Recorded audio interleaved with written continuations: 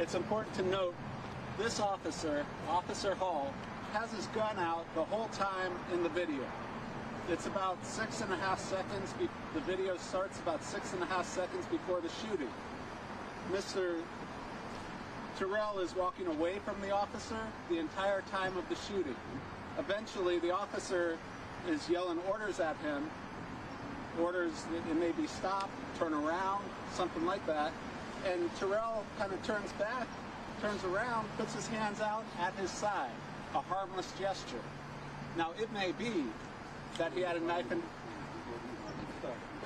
It may be that he had a knife in his hand at that time, but the knife that they've shown, that the city has shown, the city of Danville, is not a big knife, but more importantly, he wasn't aggressive with it. Now, I've done this a long time. I've deposed countless officers. I expect this officer at some point to say, I couldn't wait for him to become a threat, which of course is an admission that he wasn't a threat at the moment of the shooting. And these cases are measured and determined at the moment of the shooting. The moment force is used. You probably all have heard that in the Chauvin trial. Now, so here we have Terrell. He's turned around. He's glanced back at the officer. His arms are spread at his waist. They're not up.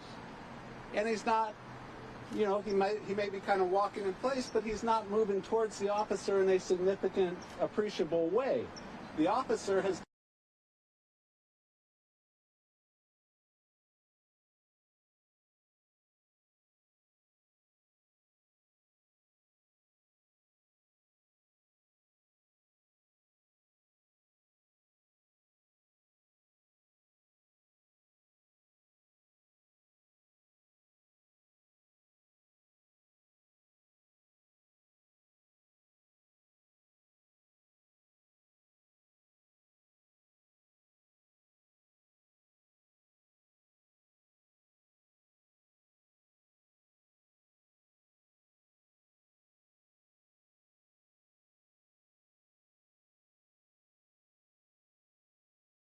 Good morning, everybody. Welcome to News Now from Fox. It is Wednesday, April 7th, 2021. Hump Day, taking a live look at a gorgeous picture coming from New York City.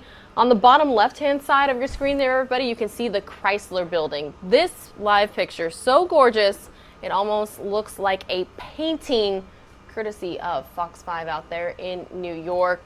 And we also have this vantage point as well of the entire skyline. You can see the Empire State Building there, standing proud right in the middle. So let's pull up both of them together and see which one you happen to favor. Regardless, they're both gorgeous. Wanted to bring them to you here live on News Now from Fox. Different vantage points if you've never been to New York City. Even if you have, it's absolutely positively beautiful. So wanted to start out the day with something bright and cheery and light as the sun rises here on the East Coast. So again, thank you so much for tuning in, everybody.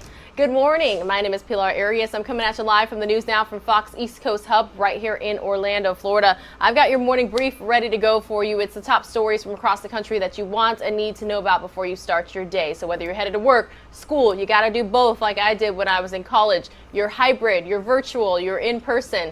We've got you covered with everything that you want and need to know. We've got tons of top stories from across the country. So coming up first here, we're going to head on out to Frederick, Maryland to get the latest on what was an active shooter situation yesterday. We broke the news for you right here on News Now from Fox. So let's get the very latest. Authorities are investigating after they say a Navy medic shot 2 people at a Maryland business park, then fled to a nearby Army base where he was shot and killed.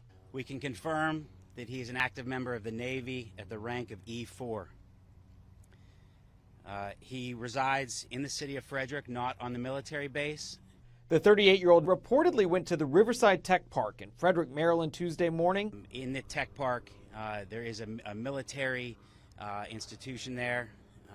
It's tied to the military, to the Navy, and that is where the shooting took place. Using a rifle, police say he shot 2 men at that location. The victims were airlifted to a hospital in Baltimore. One is in critical condition. The other is expected to be released late Wednesday. Police say after the shooting, the suspect drove to nearby Fort Detrick where he worked. Officials say he drove through a gate at a base entrance. He did proceed without authorization, and that's when our police department pursued him to make him stop. About a half mile from the gate, base personnel caught up to the suspect. As police moved in, he reportedly pulled out a weapon, police then opening fire. Maryland's governor says he's been briefed on the incident. He's praising law enforcement's work and tweeted he was, quote, keeping the victims in our prayers and that the Maryland State Police will continue to assist in the investigation. Police say they're still working to piece together the exact chain of events that led up to the shooting, including any potential motive. In Washington, Mark Meredith, Fox News.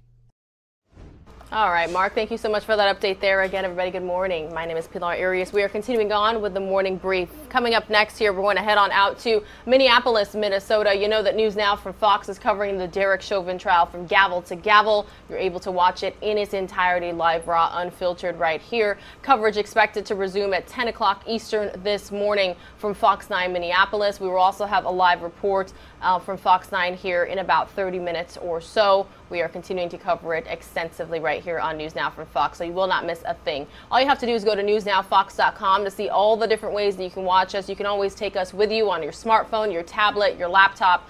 Anywhere you go, you can take News Now from Fox with you. So let's get the latest from Minneapolis, Minnesota. The man seen in the passenger seat of George Floyd's car when police first approached, making his first appearance in the murder trial of Derek Chauvin. Maurice Lester Hall recently told the court he will invoke the Fifth Amendment if asked to testify.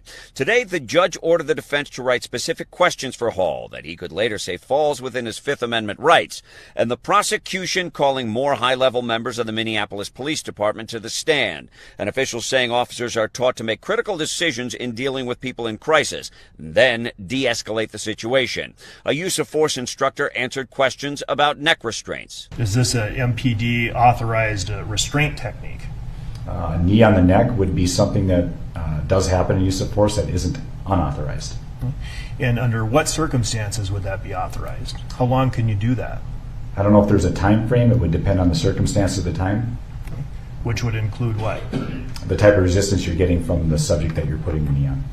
And so if there was, say for example, the subject was under control and handcuffed, would this be authorized? I would say no. On Monday, Police Chief Medaria Arredondo said it appeared Chauvin moved his knee to Floyd's shoulder blade before paramedics arrived. The defense is building the argument that the former officer did exactly what he was trained to do over his 19-year career. In Minneapolis, Mike Tobin, Fox News. Again, everybody, we've been covering the trial extensively from gavel to gavel right here on News Now from Fox, and we'll continue to do so. We were told that it would likely take a month to complete. We are now in week 2 of witness testimony. So we will get the latest from Fox 9 Minneapolis here in just a few moments on News Now from Fox. Welcome. It is Hump Day, Wednesday, April 7th, 2021. We are happy that you are here, and we are in our morning brief. I can't get enough of this gorgeous sunrise unfolding right now in New York City. And you can even see the moon there on the top right-hand side of your screen. But we are going to head from New York out to the U.S.-Mexico border to get the latest on what many are calling a crisis and the wave of migrants that we are seeing.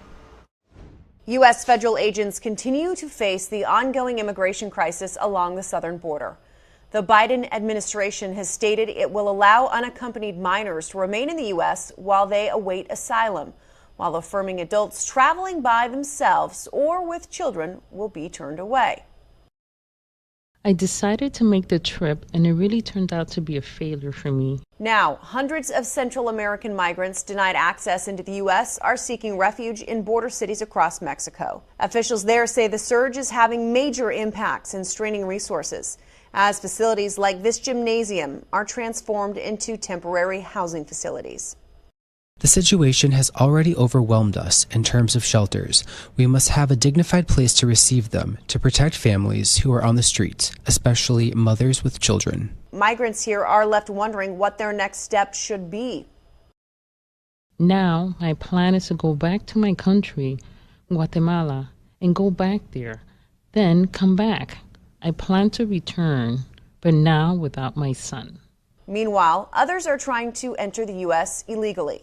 Crews in Arizona launched a rescue mission for this adult migrant who broke his leg while crossing over the mountains. He signaled for help by setting a fire, which authorities say could have resulted in a massive blaze. This also comes as the Biden administration claims it will consider patching holes in the border wall after suspending additional funding for new wall construction. Jackie Ibanez, Fox News. Taking a live look now, everybody, at Capitol Hill in Washington, D.C. You can see the sun is rising there as well, but looks a lot different than it does in New York City. It's pretty dark and a little ominous, but lots of blues in there, so absolutely, positively gorgeous in its own right. All right, so coming up next here on News Now from Fox in your morning brief, border agents in California have arrested 2 men on the FBI's terrorism watch list. Officials say the 2 men are Yemeni nations who were caught at separate times near the Calexico border. Fox's Jamie Chambers has more. The Department of Homeland Security has announced the arrest of 2 Yemeni nationals, both failing on their separate attempts to sneak into the United States. On January 29th, a 33-year-old man was arrested just 10 yards across the Mexico-Calexico border. He was then identified as being on the terrorism watch list along with the no-fly list and carrying a secret SIM card hidden in his shoe. 2 months later, another 26-year-old Yemeni terrorism suspect was arrested 2 miles from the Calexico border station and was detained. We have always been just one slip up away from another 9/11. The kind of disaster that happened on 9/11 can be done again with a truckload of fertilizer. It can be done again with a stolen aircraft. Congressman Darrell Issa says with the recent influx of migrant children at the border, agents are under increased pressure to handle the humanitarian crisis along with the security issues. There's no question at all. High-value targets have to be intercepted at the border, or they slip into the United States and are much harder to find. House Minority Leader Kevin McCarthy says these border agents are overwhelmed. These border agents that are doing an extraordinary job in unbelievable times can't be on the border protecting us. While terrorism is always the biggest fear, Congressman Issa says sometimes these suspected operatives have a different agenda. They're simply coming into the neighborhoods to make money. Hezbollah, for example, it targets trying to raise money through illicit activities and then fund attacks in Israel and Lebanon. Taking a live look at the White House in Washington, D.C. You can see the fountain going there. Still pretty dark, but the sun is rising here on the East Coast for sure. Going to bring you back out here to Florida for a story that we have been covering all week. Crisis possibly averted as Florida officials say the threat of a disastrous breach at a Manatee County reservoir has diminished, with crews able to get a handle on diverting the water. Fox News correspondent Jonathan Siri has more from Palmetto, Florida. Manatee County authorities have lifted evacuation orders in the areas around Florida's Piney Point reservoir, as officials say the risk of a full catastrophic breach has decreased. This is very much under control now. The risk has been lessened to the point that people will be able to return to their homes. Well water, drinking water is safe. Crews have already helped drain a significant amount of wastewater from the 77-acre retention pond and continue to work tirelessly to drain millions of gallons of contaminated water from the reservoir. Officials say the situation has stabilized. We have successfully controlled the release of over 180 million gallons. A combination of saltwater, wastewater, and stormwater has been leaking from the long-closed Piney Point phosphate plant at a rate of 2 to 3 million gallons each day since late March. While it has elevated levels of phosphorus and nitrogen, officials say it is acidic but not radioactive. Some of the contaminated water will be stored in a deep injection well, while other waste is being diverted into Tampa Bay, which concerns Florida Senator Marco Rubio. Very worried. There's going to be a negative impact. There's no doubt about it. You're putting nutrients, contaminated water in a sensitive wildlife area. We could see some bad stuff. Algae blooms, fish kills. There is still a leak in the retention pond, but seepage rates are far below what they were before, and now officials are trying to figure out how to prevent it from happening again. In Palmetto, Florida, Jonathan Siri, Fox News. All right, that is a story that we will continue to follow. Fox 13 Tampa has been following it very closely and providing us updates here on News Now from Fox. So continuing on with your morning brief, the top stories that you want and need to know about as you start your day. Thank you so much for waking up with us right here on News Now from Fox. We're going to take a look at the new strains of coronavirus as well as the overseas shipments of vaccines. More than 200 million doses have been distributed, and a third of adults are now at least partially vaccinated. But we're still seeing big spikes in new infections and hospitalizations. More than 76,000 cases reported in the U.S. over the past 24 hours, the highest number since early March. Public health officials say most of the new cases are variants of the original COVID-19, and they're hitting young people particularly hard as youth sports and other extracurricular activities ramp up again. We're seeing the UK variant emerge. We're seeing other variants in California, one in New York City emerge, and the South Africa. Those are spreading widely, and they're giving us more and more cases among our young who aren't vaccinated. The potential new surge comes as vaccine access is expanding across the country, but a growing number of doctors say they're still encountering skepticism among the public, often prompted by misstatements from lawmakers, and they're calling for an end to what they say has been the politicalization of science. It's very divisive. That is really not a good formula to address a public health crisis. Meanwhile, as vaccine production picks up, the Biden administration is making plans to share more doses with other countries, saying the pandemic won't end at home until it ends around the world. We can show the world once again what American leadership and American ingenuity can do. Let's make that the story of the end of COVID-19. So far, the U.S. has shipped about 4 million vaccine doses to Canada and Mexico. In New York, David Lee Miller, Fox News. Taking a live look now, everybody, at Chicago, Illinois. Gorgeous skyline for sure. I'm going to head on out to Fox 32's website to see exactly how the current weather conditions are. 62 degrees with an expected high today of 74. That's gorgeous for the Windy City for sure. Definite spring-like temperatures, and now with some COVID restrictions being lifted, more people are probably getting outdoors, enjoying the weather, hitting up the lake and the like, and just soaking up all that sunshine there while they are able to there in Chicago, Illinois. Continuing on with your morning brief, the top stories that you want and need to know about to start your day. Coming up next here,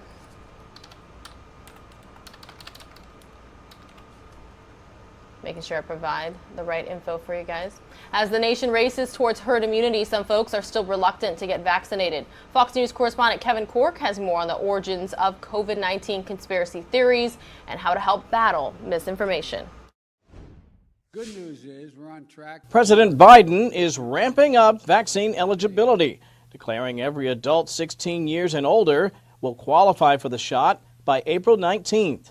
The country has made great progress, but experts warn it won't take much to slide backwards. It is premature to declare a victory. We're really on the brink of a surge. That's why I mean it's really a critical time right now. One obstacle in the way of ending the pandemic is continued skepticism regarding vaccines and the virus itself, the COVID conspiracy theorists. One reason why many theories started is the need for control. According to the Associated Press, psychologists believe humans craft false narratives and welcome misinformation because it gives them control over an unknown or scary situations like, you guessed it, a global pandemic. The best way to help educate those who don't believe in masks or the vaccine is to avoid mocking their views. Instead, listen and ask questions without lecturing, and urge skeptics to consume a variety of news sources rather than relying on social media content. A new report from Johns Hopkins University finds that roughly half of the recent COVID cases actually exist in just a handful of states: New York, New Jersey, Florida, Michigan, and Pennsylvania. And health experts are encouraging manufacturers to get more vaccines to those areas. In Washington, I'm Kevin Cork, Fox News. In Ocean City, New Jersey, News Now from Fox this Wednesday morning. It is April 7th, 2021. Take a look at this, everybody. The sun is just showing off today in cities across the country, but as of right now, on the East Coast as it rises. It looks like I don't know, cotton candy, a painting, however you'd like to refer to it. It's absolutely positively gorgeous. The birds are enjoying it, even though it looks a bit windy out there in Ocean City, New Jersey. You can see the flags there on the top left-hand side of your screen. Just going kind of crazy there in the wind, but still absolutely positively gorgeous for sure.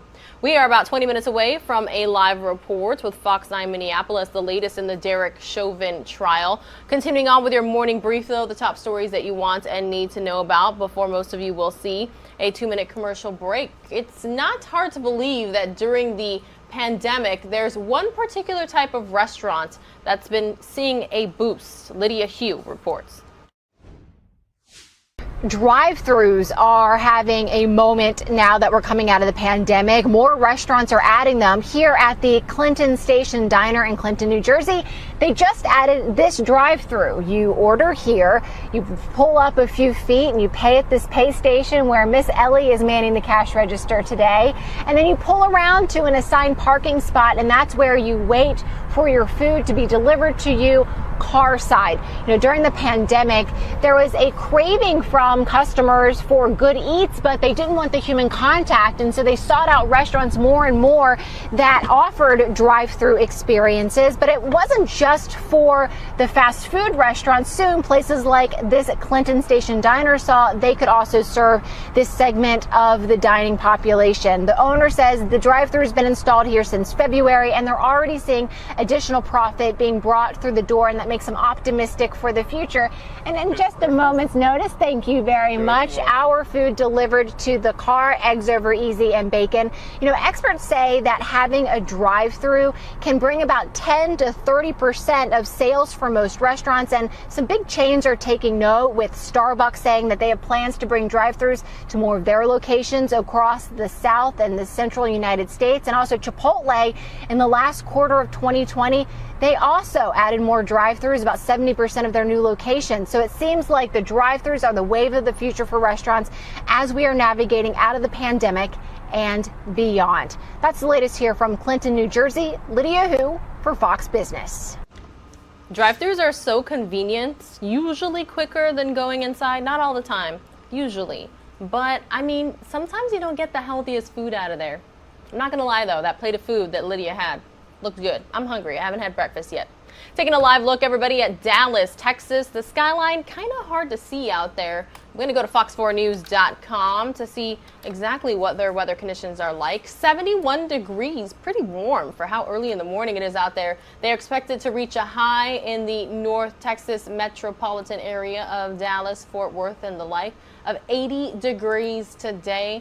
Not seeing anybody, well, a little bit of rain on the radar to the west of Dallas there, but looks like they're experiencing a little bit of windy conditions, as you can see from their camera. There's a reason I took you out to Texas here on NewsNOW from Fox, in particular North Texas, because the Rangers, they are playing baseball and their stadium is at full capacity. Let's get the details.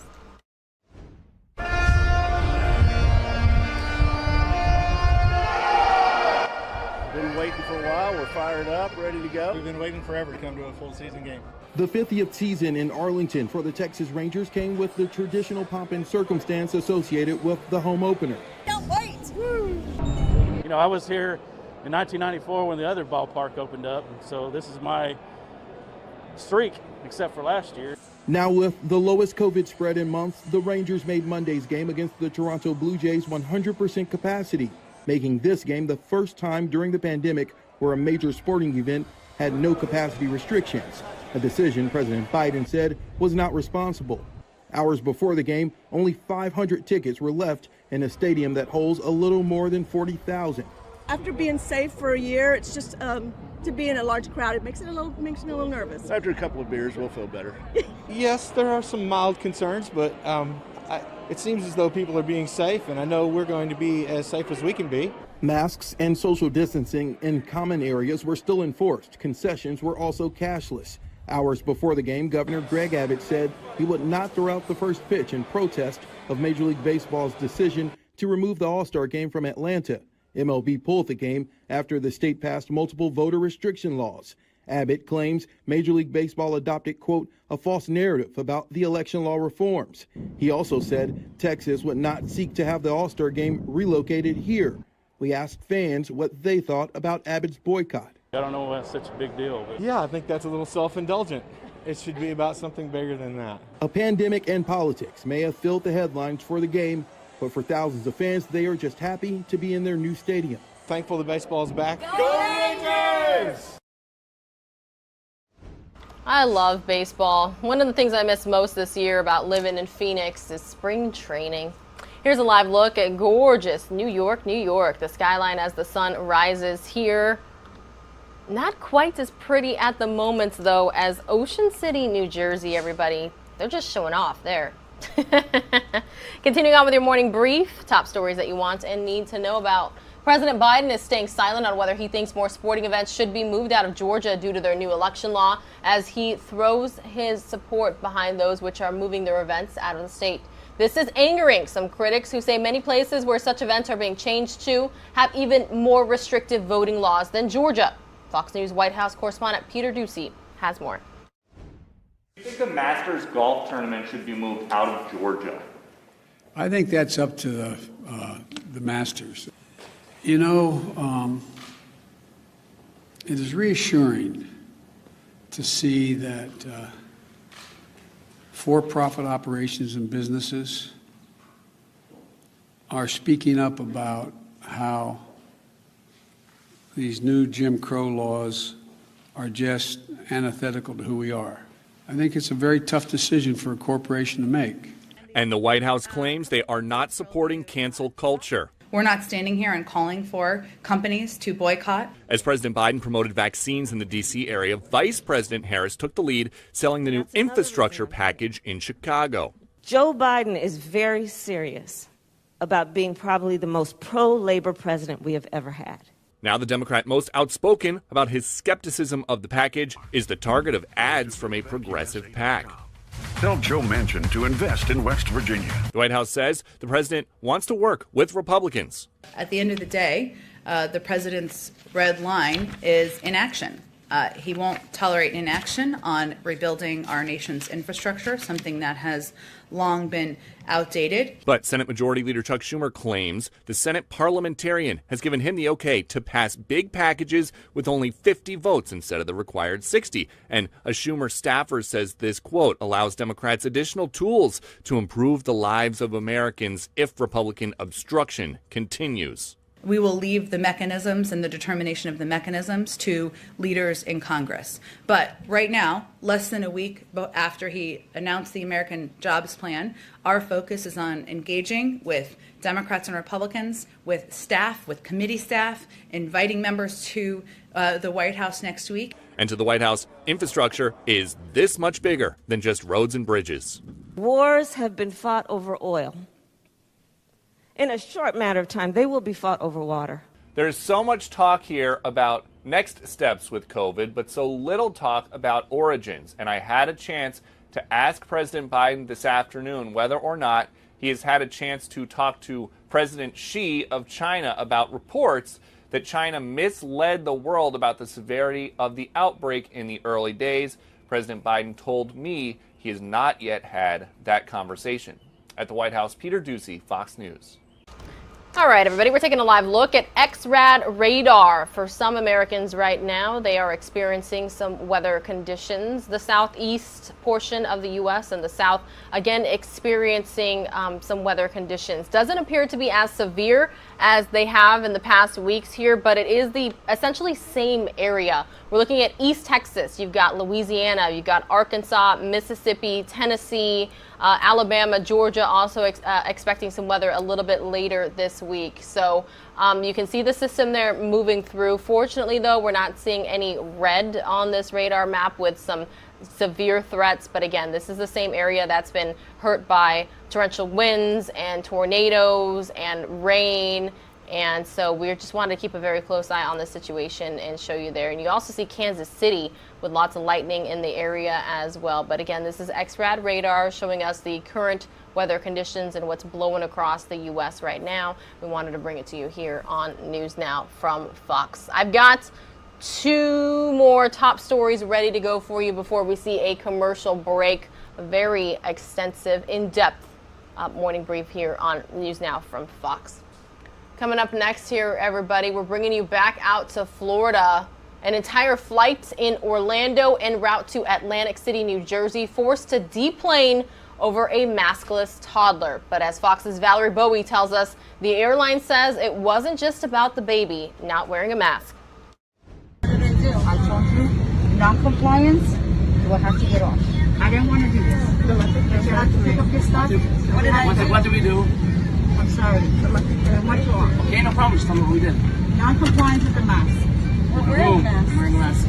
She's not wearing it. The baby? Wearing a mask. A family is told to deboard a plane in Orlando as their 2-year-old tries to eat without a mask on. The father gets upset. Guys, was I wearing a mask all the time for everybody? I'm sorry.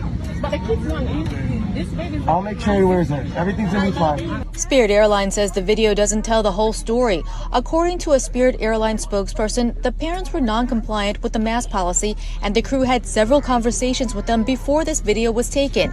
It wasn't just about the toddler. I'm not gonna leave until I understand what I did wrong. The scene unfolded as a reporter from Lakewood News Network recorded it. Okay, I'm gonna call the police, have them. No problem. Spirit Airlines says everyone had to deplane. A supervisor then talked to the parents. The family was allowed back onto the plane after they agreed to comply with the mask policy. I could have got her a free seat and wrote that she's not to. I told you, non-compliance, you will have to get off.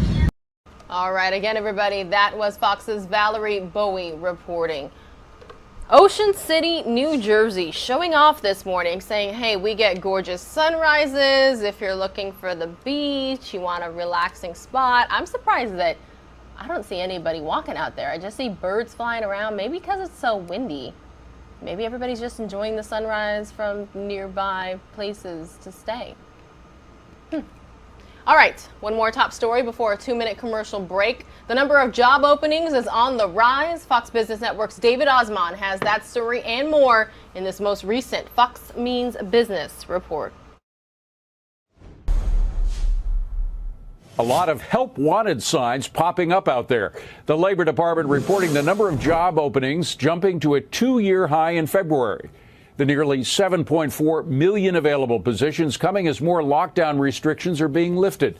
Now, one of those companies looking for a lot of workers is Taco Bell. The fast food chain says it's hoping to sign up at least 5,000 new employees at what it's calling hiring parties on April 21st. Those parties are set to take place at many of its restaurants all over the country. And as more businesses are hiring, we're finding out which state is the best place to work remotely. According to a new report from Wallet Hub, it's Delaware. The study looked at things like internet access, security, and the size of homes. North Carolina and Georgia rounding out the top 3. Finally, to Wall Street, where the major markets ended slightly lower on Tuesday after the Dow and S&P 500 hit record highs on Monday. That's business. I'm David Asman. All right, everybody, we've got a triple live look right now. 3 different cities across the U.S. Most of you are going to see a 2-minute commercial break. More news now from Fox is next. It's Wednesday, April 7th, 2021, just past 6:30 in the morning here on the East Coast. Thanks so much for waking up with us.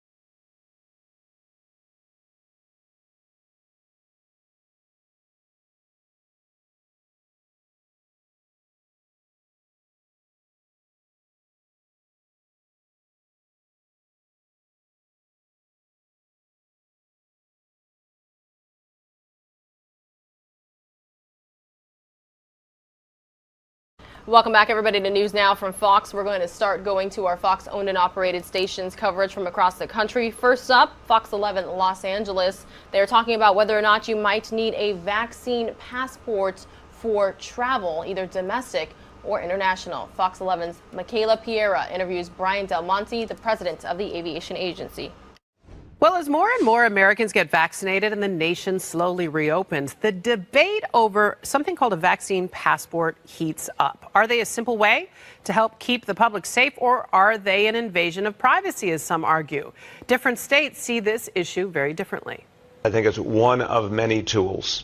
And I respect folks who choose not to get vaccinated, and we'll work with that as well. But I think particularly for some private sector settings, it could be a really valuable tool.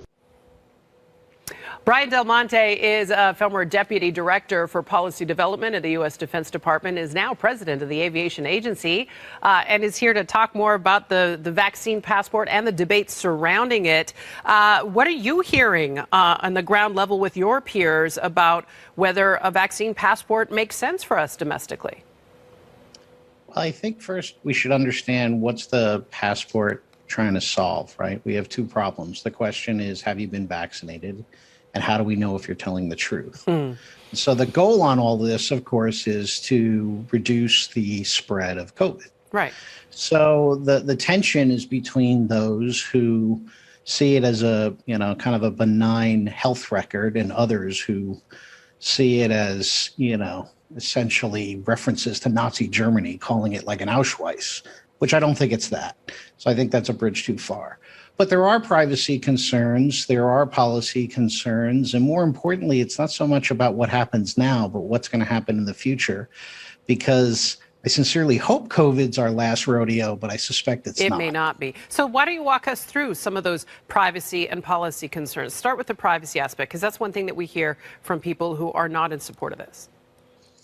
Well, the concerns that they have is essentially the dominoes or the watershed argument. Yes, today it's just, whether or not you got a shot, but we're going to build this infrastructure for this, and thus it contains so much more. There's also concerns about all of the data that was collected in getting the shot. What happens with that data? Because it's not just, I got inoculated with this on this date. Like, I got my shot 2 weeks ago. I'm going to get my second one next week. They asked me all kinds of questions about my race, my ethnicity, was I married, Now, as a marketer, I interpreted most of what they were asking me largely to determine demo and psychographic right, census kind of information, sure. Right. So, but the question becomes, well, who's going to get to use this data, and where's it going to be shared? Right. Right. So, anyway. And then you talked about policy issues and concerns. What are they? Well, I think, you had Bill de Blasio before I came on, and basically, New York is very forward-leaning on the passport, right? They're working with IBM and others. But, it's a policy. Travel is a fundamental right. Okay? Now, the government does have the ability to mandate people get vaccinated. If you're interested, there's a case, Jacobson versus Massachusetts, was decided in 1905, I think, which basically said the government can actually force you to get vaccinated. So if they could force you to get vaccinated, they could probably force you to have a vaccine passport. But the question is then, okay, what's that going to mean? Can I not go to the ball game? Okay. Can I not go to the grocery store? How far is it what exactly is going to be the policy implication of this? Because the right of travel is also a constitutionally protected right. Under whose purview would it all be? I mean, the government, private sector, in terms of who would design them? Well, I think, let me talk about what I'd like to see and what I think is actually going to happen. All right, I think if we're going to do this, I think it's an inherently governmental activity, so the federal government should lead. That said, the federal government's basically said they're not going to, so I suspect it's going to be a kludge between private enterprise and states and entities like a Super Bowl that try to screen people coming in.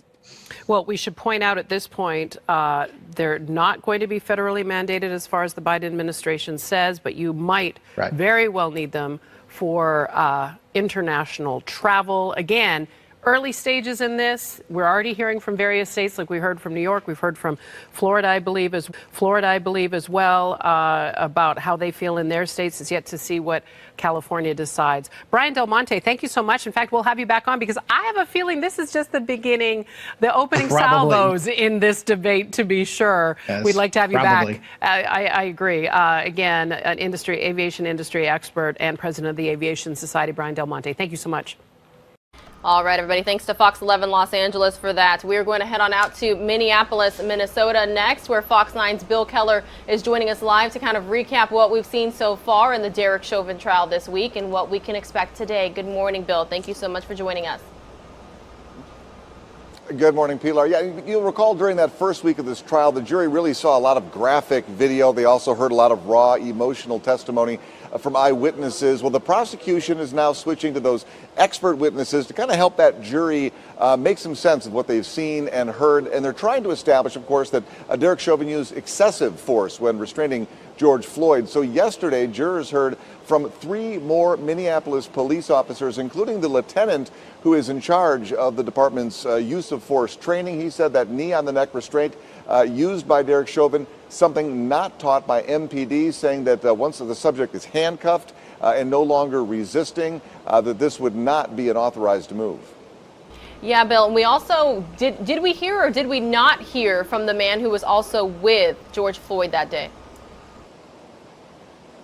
Yeah, that's Maurice Hall. He actually appeared in court via a video stream yesterday. He's currently being held in the county jail on unrelated charges. He's the man who was in the car with George Floyd when police arrived. He says that if he is called to testify, though, he's going to invoke the Fifth Amendment. He's concerned that he could face criminal charges related to what's happening that day, but the judge not giving him a blanket pass. He's asking prosecutors to come up with a list of questions to see if they can come up with some type of a line of questioning that would at least be very narrow, that he could take the stand. But we'll see how that plays out later in the week. All right, Bill, what time is everything expected to resume in the courtroom today? I know there's normally a pretrial motion hearing before witness testimony resumes. Yeah, that's not going to happen today. They're going to go start at 9:15 Central Time as the normally the schedule is. But I will say the judge abrupted a little early yesterday. Testimony ended about an hour early. They didn't really explain what was going on, but there may be a legal issue that needs to be sorted out. It may have something to do with testimony from one of those state's use of force experts. So we'll see what happens with that as well. All right, Fox 9's Bill Keller joining us live there from Minneapolis, Minnesota. Thank you so much. You bet. All right, everybody, most of you are going to see another 2-minute commercial break. More news now from Fox is next.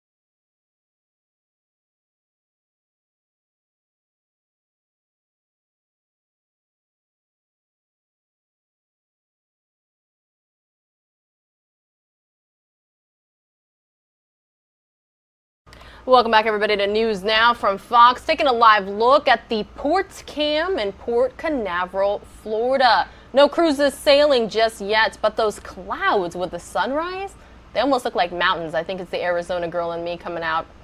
Anywho, we are continuing on with our coverage from Fox-owned and operated stations across the country. Coming up next, we're going to head out to Detroit, Michigan, where they're talking about the vaccine latest in the Metro Detroit area.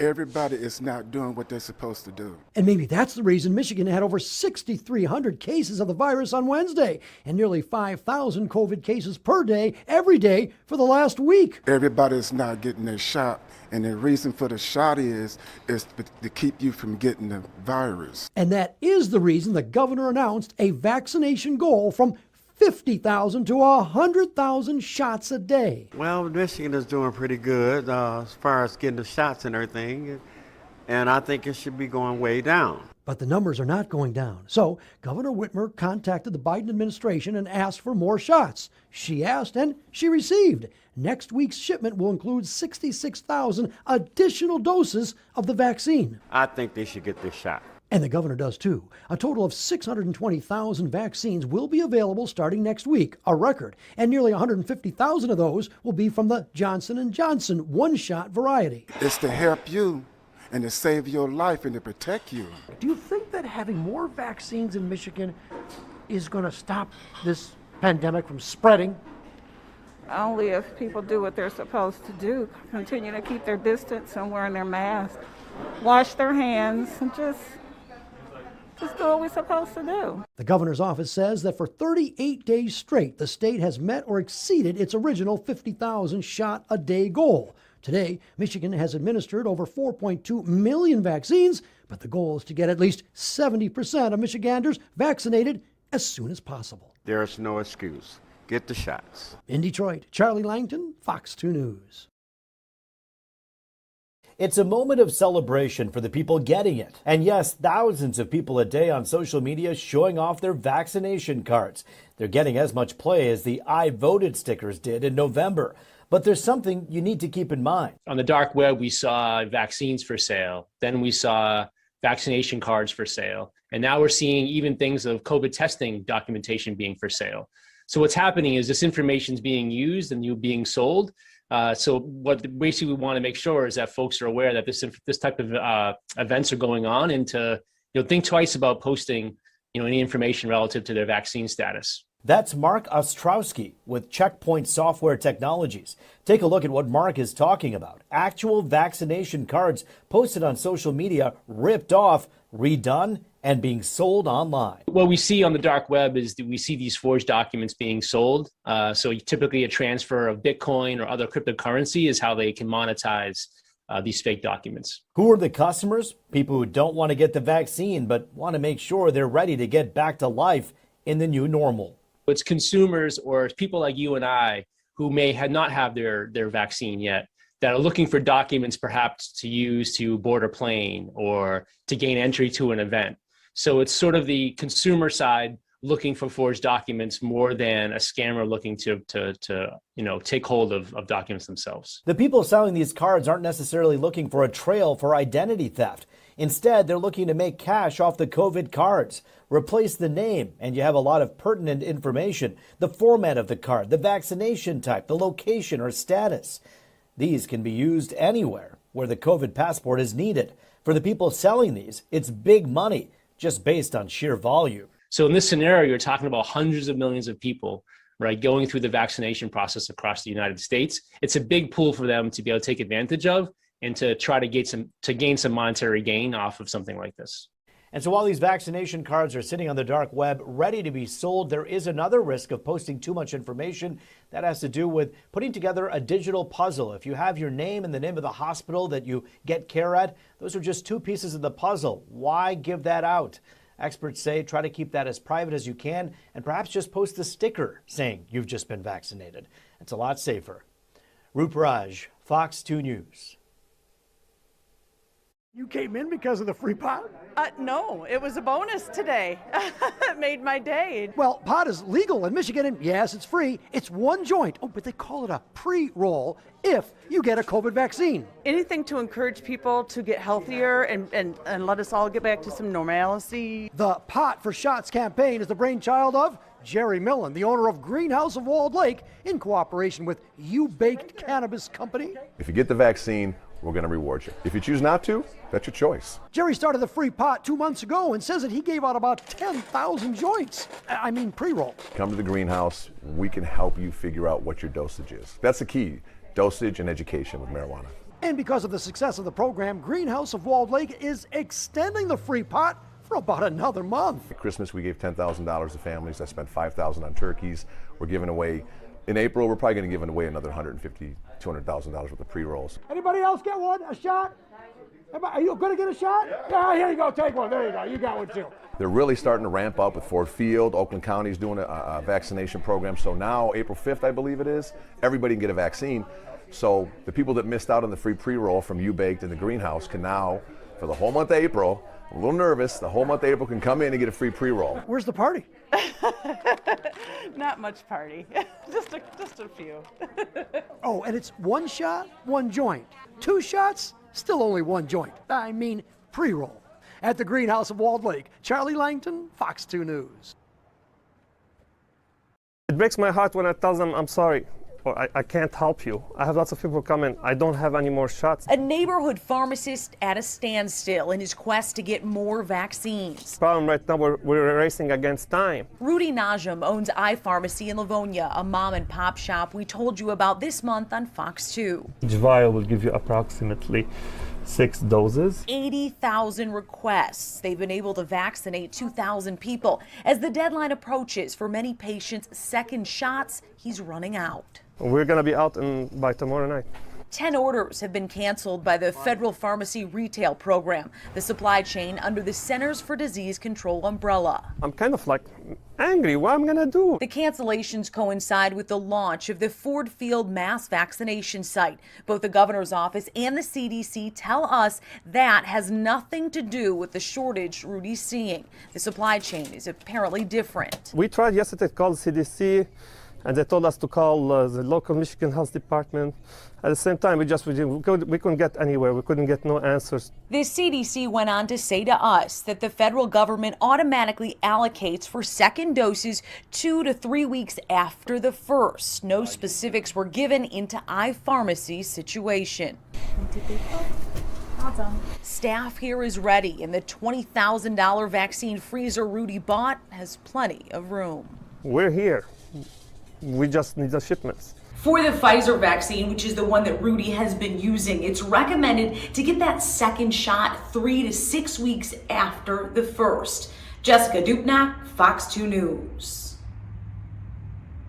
My grandmother, my mother, my twin sister, my uncle, and several of my cousins over the past year have contracted COVID-19. Kevin Sly, representing FEMA's Region 5, telling a personal story about why he got vaccinated.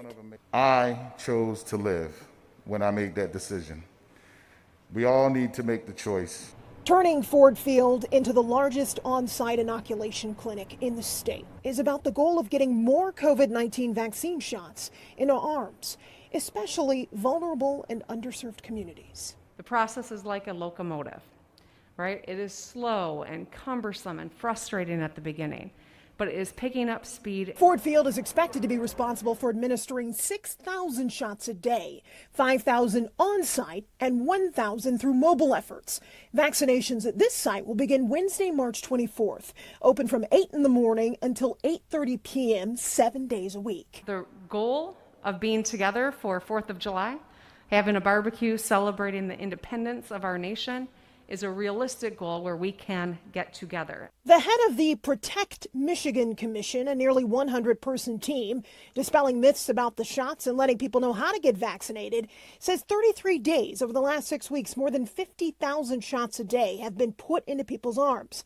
Over 8 weeks, the Ford Field site will add 335,000 additional shots to our vaccine totals. At the end of the day, this is about getting Michigan vaccinated as quickly as possible. You can text "End COVID" to 75049 or go online to clinic.meyer.com. You can get those details again on our website, fox2detroit.com. We'll be able to register, schedule, and process tens of thousands of Michiganders for vaccines in the coming weeks. And beyond Meyer, a number of federal, state, local, and private partners working together to get the site up and running, including the Department of Defense, the CDC, Henry Ford Health System, the Detroit Lions, and FEMA. In downtown Detroit, I'm Hillary Golston, Fox 2 News. Taking a live look now, everybody, at Clearwater Beach right here in Florida. Absolutely positively gorgeous anytime, day or night. Most of you are going to see a 2-minute commercial break before we get to the top of the 7 o'clock hour. We are going to recap what happened in Frederick, Maryland when you return. We're also minutes away from a live report with Fox 5 DC's Melody Alnwick. More news now from Fox is next.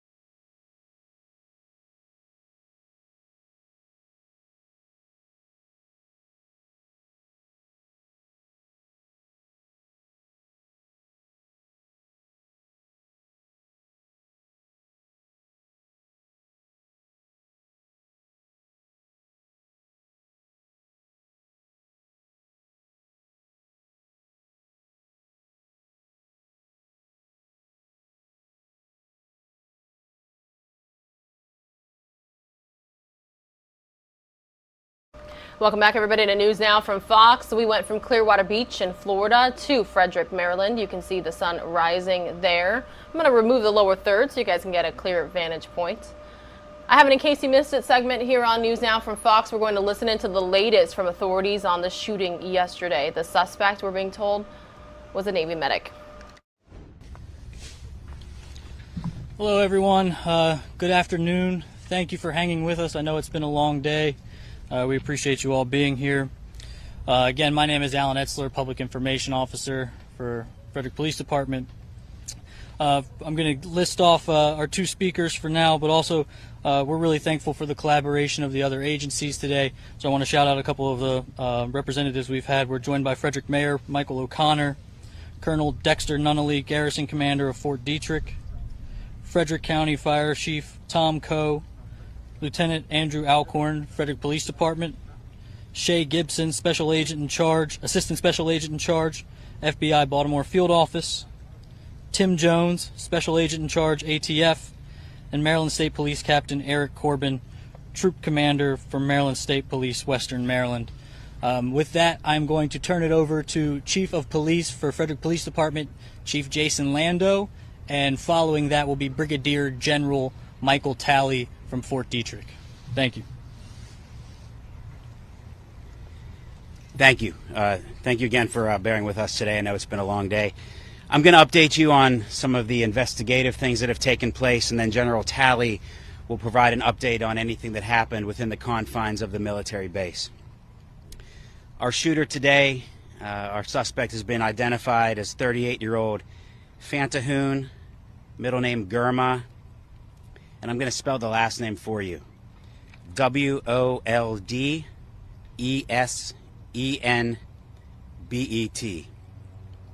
We can confirm that he is an active member of the Navy at the rank of E4. He resides in the city of Frederick, not on the military base, and his residence is in the 100 block of Willowdale in the city of Frederick. To update you on the location of the shooting, we are now able to confirm that in the tech park there is a military institution there. It's tied to the military, to the Navy, and that is where the shooting took place. So there is a connection to the Navy there. I can confirm to you that a rifle was used. I can't give you any more information on the weapon right now as to the caliber or anything like that, but I can confirm that a rifle was used, and I'm just going to let this airplane fly overhead here.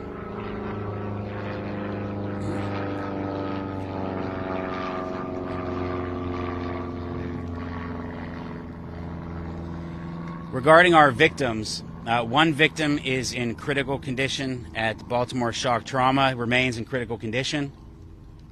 Our second victim, very thankfully, is being treated but expected to be released tomorrow. So we're very thankful for that. We have been in touch with the victims' families, and they are at the hospital with their loved ones. With that, I'm going to turn it over to General Talley, and then after he speaks, we will jointly be available to answer any questions you might have that we are able to answer at this time. Thank you.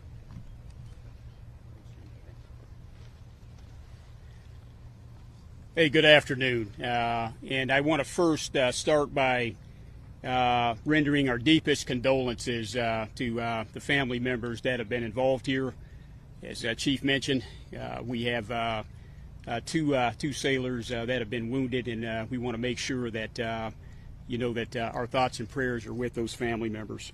I want to thank the law enforcement here in Frederick County, the City of Frederick Police Department, along with the Fort Detrick Police Department and EMS. The collaboration and the synchronization with which they operated absolutely was done textbook, and certainly ultimately probably prevented further injuries and further loss. At approximately 8:45 this morning, we had the subject driving a personally owned vehicle come through the gates of Fort Detrick. Just prior to that, the Frederick Police Department had issued a BOLO report, or a be on the lookout report for the vehicle and certainly the subject. The subject was stopped at the gate, and before he was able to be searched, he sped past the gate, made it about a half mile into the installation. He was pursued immediately by the Fort Detrick Quick Reaction Force. They were able to stop him in a parking lot. He then brandished a weapon, and our police department was able to neutralize the subject. Life-saving efforts by the police department and the EMS were rendered for about 20 minutes unsuccessfully, where the subject was pronounced deceased at the scene. Again, just want to be clear that there were no other injuries on Fort Detrick, no other casualties, and certainly it was the response and the coordinated effort between our local police force here, Fort Detrick, all being executed within minutes, that absolutely led to further life-saving steps and potentially injury prevention. Again, just want to thank everyone for being here today. And pending any questions, I think that's it. Thank you.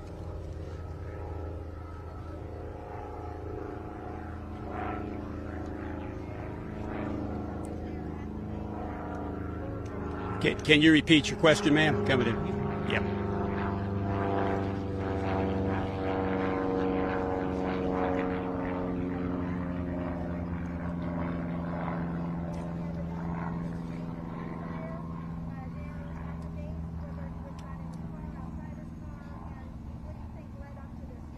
Yeah, so right now we don't want to compromise any part of the investigation. But motive, that'd be speculative. We are still investigating motive, investigating the exact circumstances of the subject. Did exit the vehicle, and that's when our officers were able to neutralize the subject and prevent further loss of life. General, is this where he worked? Is this where the suspect was assigned to work? Was this his workplace? No, it is not. Was that on Fort Detrick where he worked? Was he assigned to Fort Detrick? He is assigned to Fort Detrick. Does it look like this was a targeted shooting? We can't tell at this point, sir. Again, still under investigation, but that's going to be one of the things that we piece together in the hours and days to come. General, Is there any indication that the suspect moved with victims? Again, we don't want to compromise any aspect of. All right, everybody. Again, thank you so much for watching News Now from Fox. We have a live update right now out of the Tampa Bay area. It is in regards to the Piney Point wastewater reservoir and the threat. So I want to bring it to you here live, raw, unfiltered this morning on News Now from Fox. As well. Our intent is not to get in the way of the activities of DEP, but to play a supporting role and to provide good, sound science and transparent science for the public.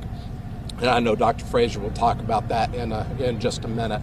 The boat will be pulling out here in just a few minutes. They're going to be spending the day offshore.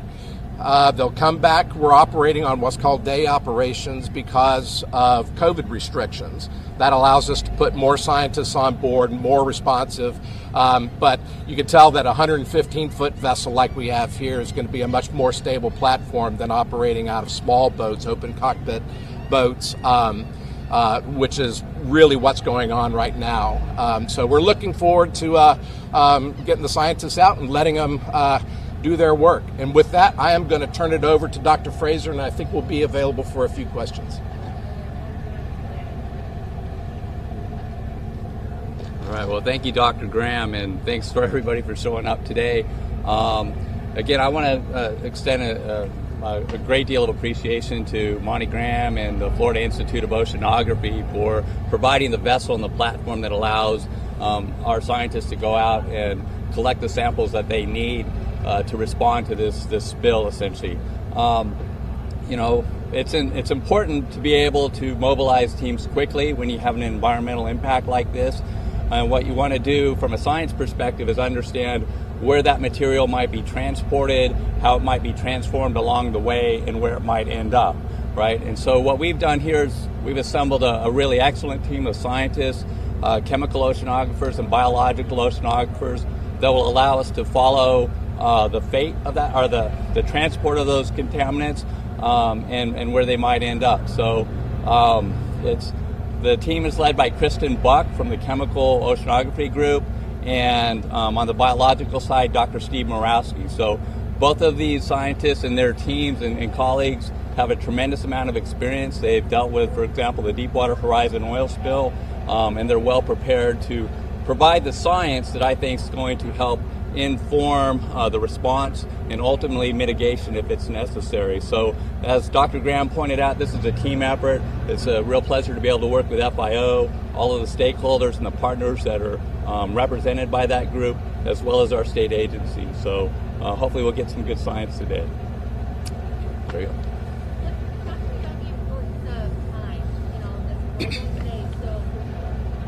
Yeah, so I mean, timing is obviously very important. and we're lucky to mobilize this group in relatively short order. Obviously, as those contaminants are discharged into the bay, we've got a team of physical oceanographers, world-class physical oceanographers who are able to model the likely path and dispersal of that discharged water that will help guide and inform our sampling efforts that help us better understand how those contaminants might be processed in the system, ultimately where they might end up. So timing is very important, and again, this represents or presents a very unique opportunity for this group of scientists to do what they do best. Mm-hmm. Well, that's exactly what we're trying to do, right? So our sampling will be guided by the forecasting or the modeling effort, right, by the physical oceanography group. And what's important is not only just to sample where we think that the water might be going, right, but the waters that surround it. So we have a complete sampling domain, so we know what the impacts might be. We can compare it essentially to the unimpacted area, so we can quantify or characterize the impacts. So if we need to respond or mitigate in some way, we're able to do that, or at least provide the information to those that are responsible to do that. What exactly is it that you're looking for when you test the water or whatever it is that you have? Yeah, so I think most people understand that the discharged water is a combination of stormwater, some old dredge water, and some legacy processed water. It's fairly saline, it's high in nutrients, so our chemists are going to be particularly interested in looking at the fate following nitrogen and phosphorus and other nutrients in the system. They'll look at the things that affect the chemistry. That could be the pH, would be an example of that, the temperature, and things like that. So we'll have some information that's collected immediately, others that needs to be processed, or data that need to be collected. Samples will be processed in the lab.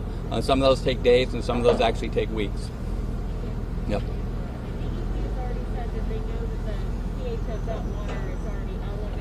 Mm-hmm. What does that mean? Actually, it's slightly acidic, right? And so what it means is, but it's not out of the standards, right? So what it means is that when there are chemicals in that water, nitrogen in particular, and the ones that are concerned are ammonia. There's ionized and unionized forms of ammonia, and as the pH changes, the relative proportion of ionized and unionized ammonia changes accordingly. And so that's why we're looking at the concentrations of those two chemical species, I guess, in the environment to figure out where they're going, whether they might be potentially toxic or not. But we'll understand that here after the sampling's done. Hey, Fraser, why is it important for USF to get out on the water and have researchers really in the water looking at this? Yeah, again, as I said, there are two things. I mean, from whenever you have an environmental impact, there's the immediate response, right? And you want to be able to confine or contain the spill if possible. But once you discharge it into the environment, you want to be able to understand what's happening to it. As I said, where does it go? How is it transformed along the way, and where does it end up? Because that information needs to be provided to the management agencies that are responsible ultimately for dealing with that situation, whether it's a mitigation effort or some other activity down the road. All right, everybody, a very early update this morning from USF scientists ahead of a water test they are going to be doing in regards to the Piney Point reservoir leak. We will continue to stay on top of this story for you in the Tampa Bay area and likely bring you the full update a little bit later here this morning on News Now from Fox. But right now we're going to head on out to Frederick, Maryland, where Fox 5's Melanie Alnwick is joining us this morning to provide us an update on what was an active shooter situation yesterday unfolding, and we're learning more about the suspect. Good morning, Melanie. Good morning. And before we get to the suspect, let's talk about the victims. I can tell you that one was released from the hospital yesterday. That is very good news. Another, however, does remain in critical condition. We know investigators here in Frederick City did spend much of last evening combing through the shooter's apartment. So though he was attached to Fort Detrick, he lived in the city of Frederick. Investigators tell us that they took out stacks of papers from that apartment that they are currently going through, trying to discern a motive for this shooting. We were at the scene yesterday. it began at one of those office parks. It's called Riverside Tech Park. And what we understand is that there was an office there that was rented by the Navy, the Naval Medical Research Center. And that office stores biological defense supplies and equipment. Now, both of the victims are active duty Navy. The shooter was identified as 38-year-old Fatahun Gurma Woldesenbet. And he's a Navy medic assigned to Fort Detrick, the military's secure facility for biomedical warfare research. One victim ran into a nearby business calling for help. Both were flown to shock trauma. Frederick County Police Chief just expressed dismay yesterday, saying that every time you turn around, you're seeing something like this on TV, and now it happens in their own backyard. They had just done a drill for this at Fort Detrick as well, this type of an incident. Now, we know that immediately after the shooting, Woldesenbet drove about 10 minutes west from that office park to Fort Detrick itself. There was a lookout for his vehicle, and we know that security had pulled that vehicle over. They were beginning to investigate the vehicle and see if indeed it matched the lookout when Woldesenbet then blew past them and drove about a half mile into the installation. At that point, a quick response team was able to stop him. We're told he did get out of the vehicle, brandished a rifle, and that is when military police shot and killed him. Now, neighbors also told the Associated Press that they believe that Woldesenbet lived in this city apartment with his wife and 2 children, and that they had seen investigators talking to the wife yesterday. We're hoping to get a little bit more information today as they go through those papers, as they talk to family, try to understand exactly why he would have opened fire onto fellow service members. Melanie, what do we know about the suspect's military background? Well, we know that he has been in the Navy since about 2012, and the Stars and Stripes, the Armed Forces newspaper, also looked up his Navy service records. They tell us that he was in 2017 in Washington State. He is from Virginia. He's been with the Navy Medicine Readiness and Training Command. He's also been assigned to the Medical Research Center here in Frederick since 2019. His service record lists 4 awards, no overseas deployments. So from what we're hearing, at least at this point, the service record itself doesn't show any red flags. All right, Fox 5's Melanie Alnwick there live in Frederick, Maryland. Thank you so much for that update. Most of you are going to see a 2-minute commercial break. When you return, we will be live back in Tampa Bay for that Piney Point Reservoir water test update.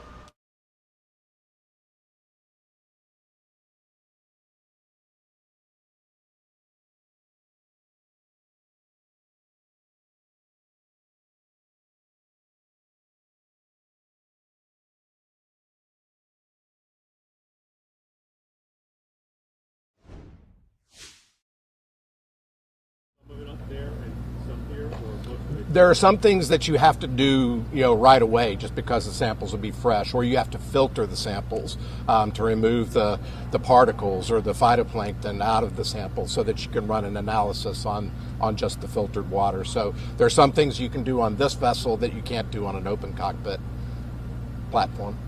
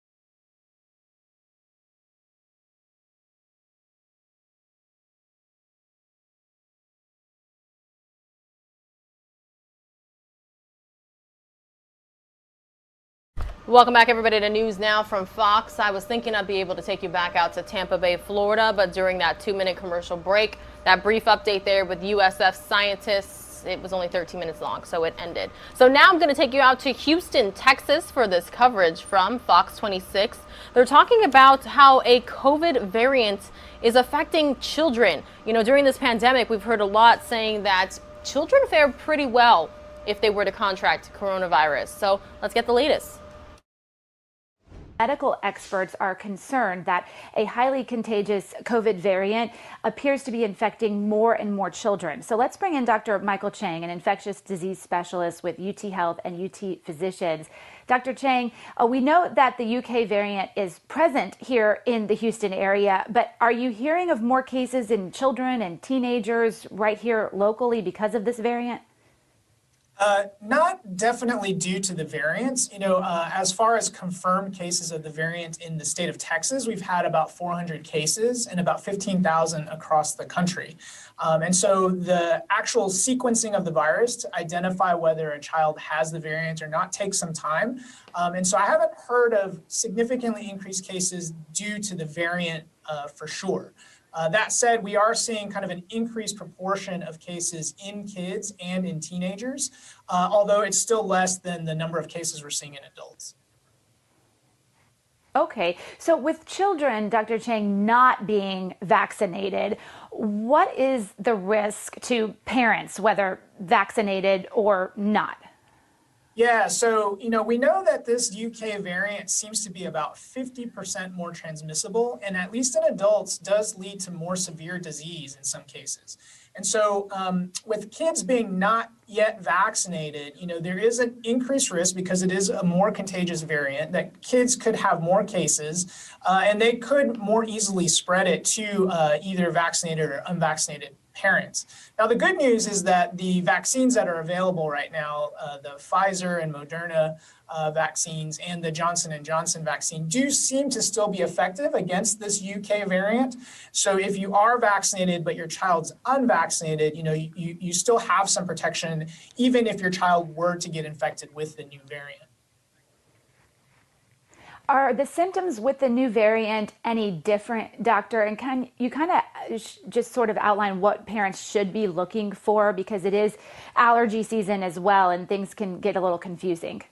Sure, absolutely. So the symptoms in children, at least, are still similar to all the previous, you know, COVID infections. So still, most kids may not have many symptoms at all. And if they do have symptoms, it may just be, you know, 1 or 2 days of fever, some runny nose and congestion, maybe some coughing. So like any other cold. So luckily, even though this variant seems more contagious, it's not causing worse symptoms in kids. Now, differentiating from allergies is tough. You know, we usually think about itchy eyes and maybe itchy throat and mouth that comes along with the congestion and coughing. And so certainly if you have itchy eyes or if this is your typical allergy season, you do want to keep that in mind. And you can always try an antihistamine for children to see if that improves the symptoms. Now, you know, the COVID symptoms may also get better within a couple of days for kids, so it could be hard to differentiate. If you have any concerns at all, you know, it can't hurt to get tested. And if you also have concerns about an exposure to COVID or that your child may have it, you know, again, it can't hurt to isolate while you're waiting for test results. Okay, Dr. Michael Chang with UT Health and UT Physicians, and just a reminder that right now the vaccine is approved in 16 and up, and it could be approved relatively soon in kids as young as 12 as we wait for FDA emergency authorization there as far as the Pfizer vaccine goes. Dr. Chang, thanks for your time as always. Thank you. Big thanks to Fox 26 Houston for that coverage. Here's a live look, everybody, just outside of the Fox News headquarters in New York City, New York. Been a couple years since I've been to the Big Apple. I would love to get back out there. I cannot wait for this pandemic to be over with so we can all start flying again, traveling again as much as we would like. I really love New York City. Good food out there for sure. All right, we are going to take you out next to Fox 11 Los Angeles. They put together this segment with Dr. Drew. Again, vaccine passports. A lot of people are wondering, is this going to be a thing? If so, how are people going to enforce it? Over vaccine passports. Some think it's a good idea. Others think it's invasive. Proof that people have been vaccinated has some public health benefits, but it's also facing pushback. So let's bring in our old friend, Dr. Drew Pinsky, who is back with us, making some news on this issue today with a tweet that got a whole lot of attention. One of the #3 trending thing in all of Twitter today. I guess, Marla, here is that tweet. Yes, it says these vaccine passports segregate people and strip them of their freedom to travel internationally. Vaccinations are important, and I encourage everyone to get the COVID vaccine. But how would you feel if international travel also required other vaccinations? Dr. Drew, that's already a thing, isn't it? Required. Listen, again, it was my son and I working on this tweet. The word was required. Required. Of course there are. Look, this is what it got so much traction. There were 13 million impressions because the implication was I didn't know that people needed vaccines for travel. I've been vaccinated for travel a million times. I understand. But what if every time you left, you were required an indeterminate number of vaccines, just determined by the country? How would you feel? That was the question. I wasn't just saying that, oh, you shouldn't get vaccinated, or it was the most bizarre experience I've ever had. It had nothing to do with my tweet. I was just saying, let's think about how we feel about mandated COVID vaccines when having the vaccination passport may create an outgroup. It may segregate a certain group of people outside. And that outgroup may not be able to go to museums. As you were discussing earlier, Alex, you may not be able to go to sporting events. And so having an outgroup and an in-group, I was just questioning these things. It had nothing to do with the fact that I can't even address it. I'm so tired of talking about it all day, you guys. It's just so ridiculous. Of course, I know that vaccines are required for yellow fever in certain parts of the sub-Saharan Africa and things. Of course, but it's not required for most international travel. It just isn't. But what if they did? What if they required you to get a shingles vaccine? What if they required you to get a colonoscopy? I'm just raising the question. What if some other countries were requiring us to do things to get in? That's all. But do you think some sort of vaccine passport is a good idea? Last week we talked with Dr. Fauci, who said it makes sense on a smaller private level, didn't think it really made sense for the federal government to do something like this logistically. Do you think it does make sense? And how would you roll something like that out? I was actually glad to hear Fauci say that he doesn't want the federal government to get involved with this, because it's another potential for people to be decrying overreach. But in point of fact, look, we have to have some kind of documentation for our vaccination. We're required to carry cards around. So what if it's a QR code or a card? And why do we draw the line at the vaccination? We're being asked to have been tested repeatedly for all sorts. I mean, every time I go into any sort of job environment, being tested and retested and tested. And that's being documented on a electronic medium as well. Why draw the line at vaccine? Why shouldn't we know who's been vaccinated and who shouldn't? And maybe we can motivate people who are vaccinated, find ways to sort of target what their issues are and go after them in some sort of motivational way to help them understand why vaccines are a good idea. So I don't have any problem with identifying people who have been vaccinated, but I'm glad to see the federal government's not getting into it. All right. Well, so bottom line is that your tweet was misconstrued then. Oh, 100%. Okay. I was in favor of vaccines, in favor of passports, but just raising the issue, what if we create an outgroup? Couldn't that be a problem? And do we want to have an outgroup just because people object to getting a vaccine? And, what if other countries mandated things like that and maybe other things that we felt were not sort of capricious? Let's talk about another big issue, Dr. Drew, which is COVID variants. Health officials on high alert, citing the spread of new COVID variants, helping to push case numbers up quickly. This concept of a double mutant variant, too, which sounds super scary. What do we need to know about that? And what do we need to know about the way vaccines deal with these variants? All right. This is the reason that public health officials are being so cautious right now. It's the P1, the B351. There's actually an Indian variant that's come to California now that people don't know much about yet. There's a concern that these variants could get around our vaccines and get around people that are fully immune who have recovered from COVID, like me. I mean, there's even a theoretical possibility that some variant, it could get a foothold, and we'd have to go through this whole thing all over again and revaccinate everybody and, be in lockdowns and that sort of thing. It was interesting when Phil was saying in the restaurant that, if you were vaccinated, you could be shoulder to shoulder. I don't think anyone's going to allow that for quite some time yet, until we're at least at 80% vaccinated, because of the variants. That's the reason people are being so cautious now. It's the reason they're saying distance and wear masks. We don't want these variants to take a foothold. All right. I mean, that's good to know and important, and that's why you would advise everybody to go get the vaccine, right? And I do. I would advise, absolutely. I sent out a tweet. I'm looking at a tweet now. I said, let me keep it simple. Get vaccinated. That was a tweet I followed. And with more and more people getting vaccinated and people who have had COVID, I'm hearing that they're having more of a reaction to the vaccine if, in fact, you get vaccinated and had COVID. That's right. And I'm getting my Johnson & Johnson vaccine on Thursday because I have maybe some international travel coming up, and they're requiring it in spite of the fact that my antibodies level are staying way up. They don't want to hear it. They just want the vaccine. So I'm going to take it. I just talked to a friend of mine who had COVID twice, and he was vaccinated 3 months after his second episode cleared, had 104-degree fever.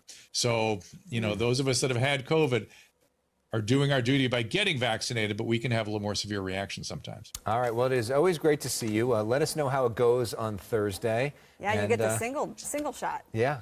And that's why I'm doing it. I figure I'm going to I react to viruses terribly. I knew I would get bad COVID if I got it, and I did. And I react to vaccines always. So I'm going to have a rough couple of days. So I figured I'd do it once, not twice. All right. Dr. Drew Pinsky, great to see you, my friend. Thank you, Dr. Drew. All right, everyone, we're taking a live look now at the Santa Monica Pier in California. A live picture that Fox 11 LA puts out each and every morning. Usually we see it kind of lit up a little bit more, the Ferris wheel in particular and the flashing lights and the like, but not currently. I'm going to head on out to foxla.com, their website, to see that it's 56 degrees out in Los Angeles, California. Wow, talk about a gorgeous day, just like Chicago. They're supposed to reach the mid-70s today, high of 74 degrees. That's perfect to soak up the sunshine, hit up the beaches, and I know some Californians are getting to the theme parks out there again. Disneyland, Knott's Berry Farm, Six Flags. Now that things are starting to reopen across the country.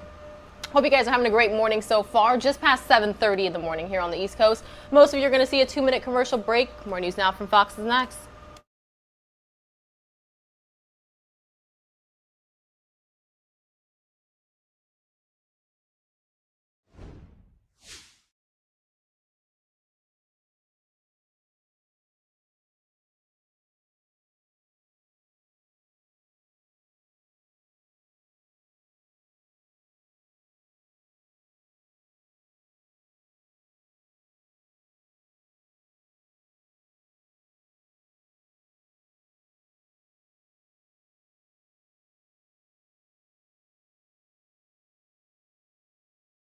Trying to figure out the motive behind terrifying moments today in Frederick, Maryland.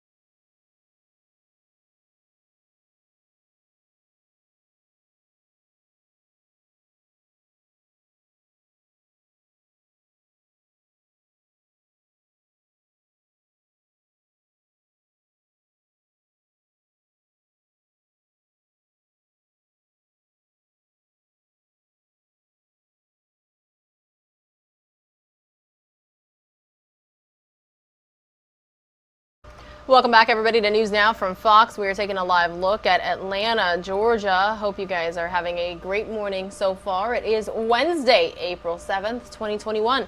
We are going to go to a segment from Fox 5 in Atlanta. It's a coronavirus Q&A.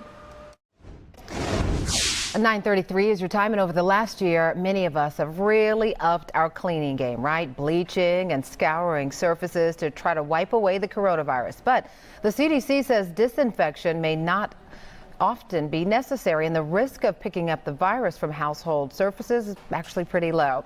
The Fox Medical team's Beth Galvin joins us live now to talk about the agency's updated cleaning guidelines. Good morning to you, Beth. The CDC saying picking up the virus off surfaces, it's possible, but not likely.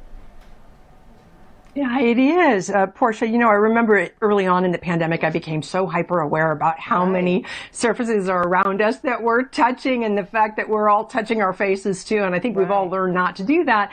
And the CDC is just explaining that what we've realized over the last year is that the main route of transmission of this virus, it's a respiratory virus, is through close contact and through infected particles in the air that are emitted when a sick person or an infected person who may not have symptoms talks or breathes or shouts or coughs. And then if you're within close contact, within about 6 feet of them, it is possible for you to breathe in those infected particles and become infected yourself. And that's the main route of transmission. And what they're learning increasingly, and why they're sort of adapting or updating their guidance, is that it's usually pretty rare for someone it is possible, you know, to have somebody come into a room, cough on a surface, and then you come in on top of that, touch that surface, touch your face, and infect yourself. But that doesn't happen very often, is what the agency is saying. Portia? Gotcha. So I'm thinking about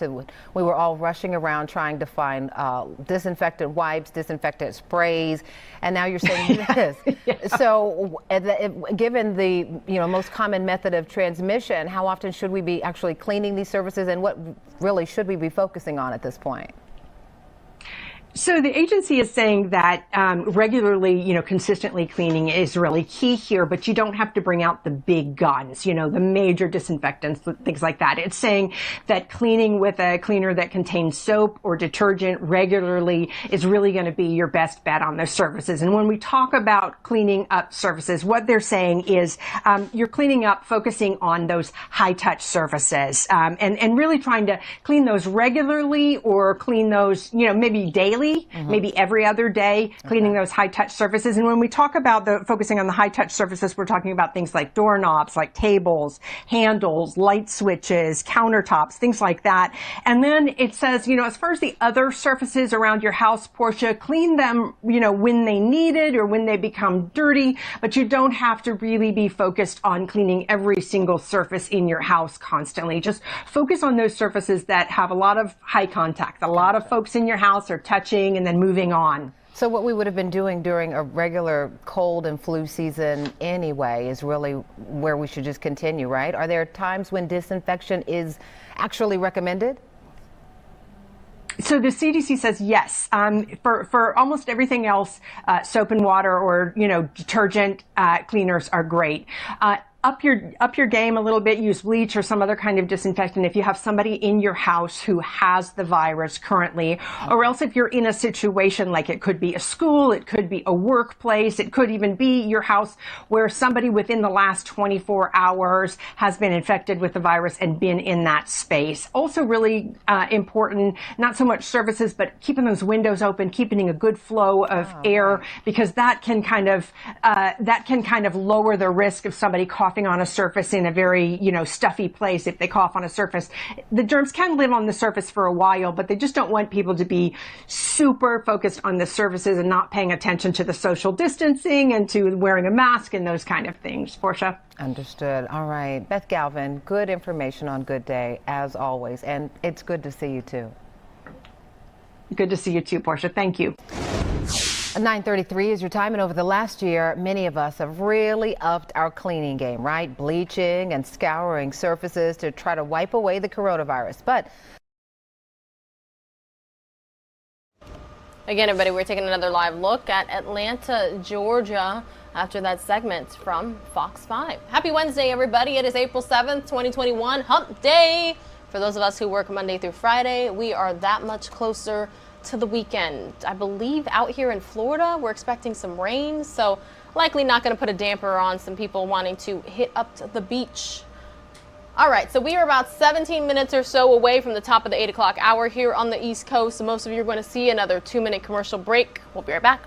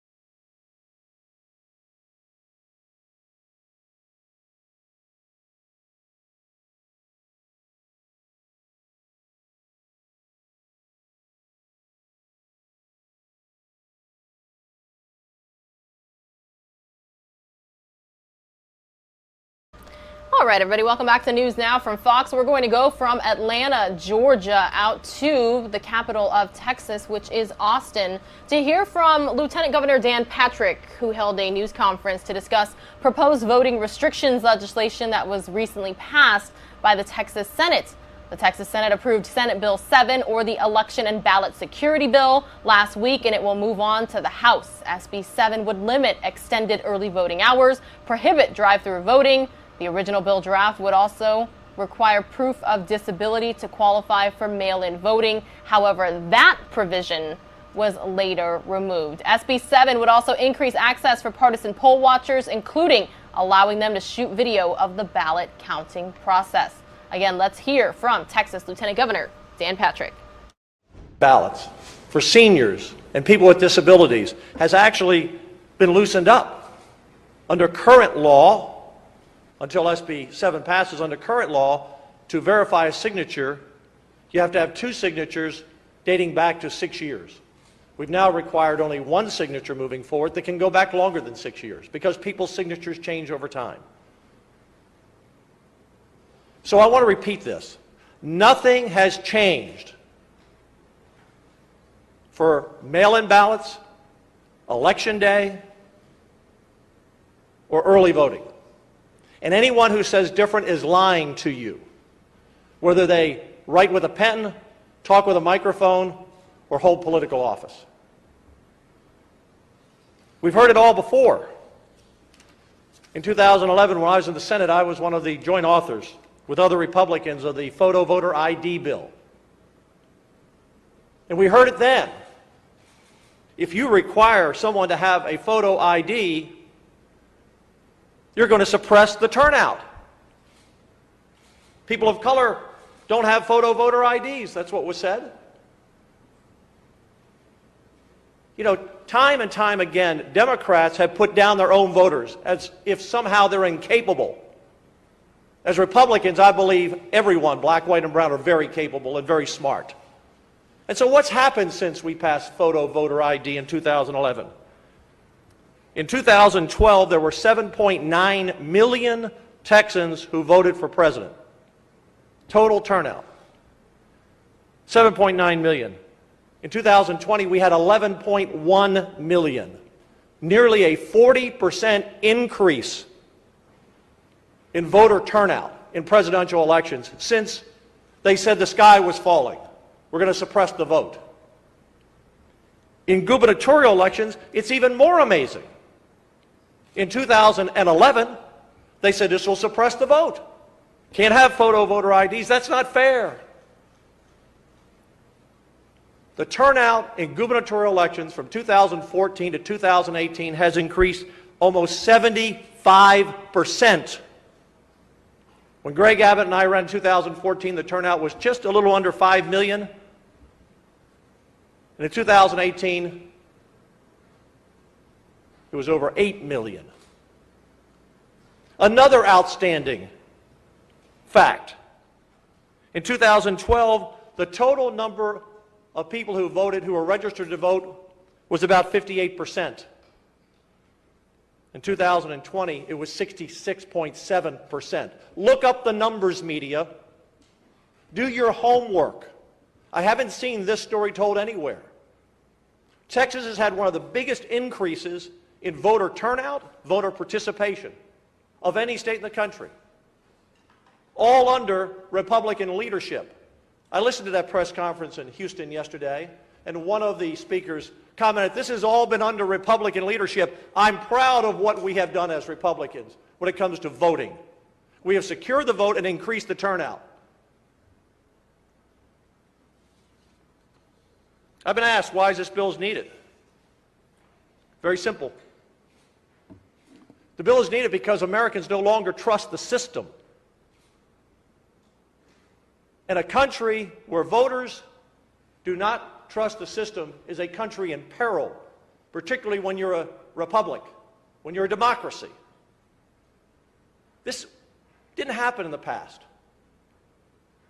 People didn't cry foul about elections in the past, no matter if their candidate won or lost. It didn't happen in 2008 with Obama. It didn't happen in 2012. It didn't happen before that. But in 2016, it began. The Democrats, including their candidate for the White House, never accepted the vote in 2016. Hillary Clinton said for 4 years that the election was stolen from her, and she got a lot of people to believe it. And in 2020, there's a large percentage of Americans who do not believe in the outcome of this election. I'm not going into 16 or 20. I'm making the point that people in America have lost faith in their elections, in the outcome. And we have to resolve that issue in this country and in this state. And that's why Senate Bill 7 is needed. Remember, and let me repeat this for the media and for the Democrats so they'll stop lying about it. We have not changed any dates on early voting. It still starts 2 weeks before the election. 12 days of early voting. We have not changed mail-in voting for seniors or people who are disabled. We've made it easier because the signature verification is now 1 signature for a longer period than 2 signatures for 6. And in polling places, I've heard Democrats talk about that. Well, we're reducing the polling places. No, we're not. We're standardizing the polling places. so that polling places are based on eligible voters, and eligible voters are people 18 and over. That's how it should be, Republicans and Democrats. Very simple. How can you argue with that? Your polling places depend on the number of eligible voters. In 2017, we ended straight ticket voting. We heard that again. You're suppressing the vote. People of color won't go down ballot. It's unfair. What happened in 2020, the first election that we didn't have straight ticket voting? And by the way, only, I think, 7 states still have it. What happened? Turnout set a record, and people went down ballot, Republicans and Democrats. In fact, this is very interesting. This is how smart the voters are, whether they're white, black, or brown. I believe in voters. There are 2 districts in the Valley that Donald Trump turned and won in the Valley. But the 2 representatives down there, the Democrats in the House, guess what? The people voted for Trump, and they went down ballot and voted for the Democrats who represent them. In other words, they were able to distinguish in their mind the people they wanted to vote for. One was a Republican, one was a Democrat. And there were 2 districts in the Dallas area where voters did not vote for Donald Trump, but went down ballot and voted for the 2 Republicans. Has the media reported that? No. Straight ticket voting, photo voter ID voting, Senate Bill 7, we've heard it all before. You're suppressing the vote. You're hurting people of color. I'll tell you how people of color are hurt. When Major League Baseball pulls the All-Star game out of Georgia, the city of Atlanta is 51% black. They've moved it to Denver. Denver is 9% black. Major League Baseball just hurt people of color. And Colorado has basically the same voting laws as Georgia. I'm focused on Texas, but this is what happens when you get professional sports teams and corporate America involved in policy that they've never read and don't understand. American Airlines had the audacity to call our office and speak to my chief of staff last week and say, we just want you to know that this is not personal against the lieutenant governor or the governor, but we're going to come out and oppose the bill, Senate Bill 7. And my chief of staff said, well, have you read the bill? And the government relations person said, no, I haven't read the bill. How about the CEO of American Airlines? Has he read the bill? Nope, he hasn't read the bill. So you're calling us to tell us this isn't personal against the lieutenant governor or the governor or the 18 members who voted for the bill? But you haven't read the bill? Then you're calling us out for suppressing the vote? Well, let me tell you what, Mr. American Airlines, I take it personally. You're questioning my integrity and the integrity of the governor and the integrity of the 18 Republicans who voted for this. When you suggest that we're trying to suppress the vote, you are in essence between the lines calling us racist, and that will not stand. That will not stand. You're right to your opinion, but at least read the bill. You're right to come and testify against it if you don't like it, but at least read the bill. But don't come out like American Airlines has and other companies and Major League Sports and call a bill voter suppression, that it will hurt people of color when you haven't even read the bill. That's not acceptable. And all of these businesses in Texas, you know, it used to be where you came to the legislature to talk about policy that may have impacted your business, regulations, financial issues, tax issues. Stick to that. Because let me tell you something. You keep meddling in issues that people have elected Republicans or Democrats to address. You keep meddling in these issues without any understanding or even reading bills, and you're turning off 50% or more of your potential customers. You've meddled in a lot of issues lately. I'm not a big believer in boycotts, but people will make up their own minds. Stay out of things you don't know anything about, and if you want to get involved, then you're taking that risk. You have a right to your opinion, but read the damn bill before you give one. And don't insult us. Well, this is not, we don't want you to take this personally. You know why they said that? Because they might come down the street next session and have a bill they want us to pass for them. Good luck. We'll treat them fairly like we always would. But as Governor Abbott said on Fox earlier this morning,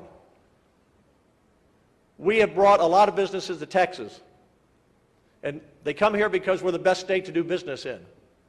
But if they think they're going to attack the legislature on issues they have no knowledge about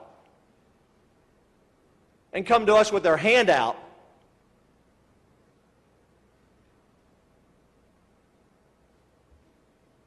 well, that's just not going to be the way we do business. We offer incentives to businesses that come here. Many come here without them.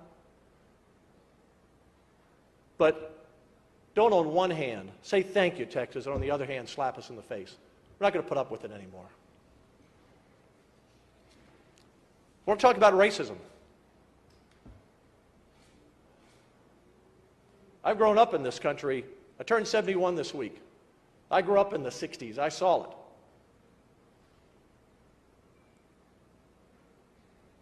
Our country's moved so far ahead with so many more things to do.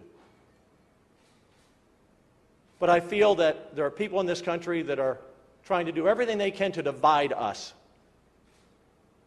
on every issue. No matter what the Republicans oppose or support, the Democrats yell and the left yells and many in the media yell, well, it's racism, your position on the border, or health care, or education, or vaccine rollout. And now, a voter security bill. Americans are tired of it. White, black, and brown, they see through it. They see through it. When that's all you can say, then you have no argument. We have to heal this nation. And we can't heal this nation if people cry racism on every issue, at every turn. What's the end game in all of that? Short-term gain, maybe it helps you win an election. Long-term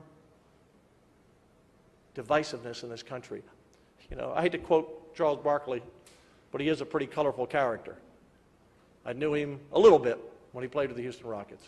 Not a friend, but Charles said the other night on the game something that I believe in. He said, I believe most white people and most people of color are great people, and I agree.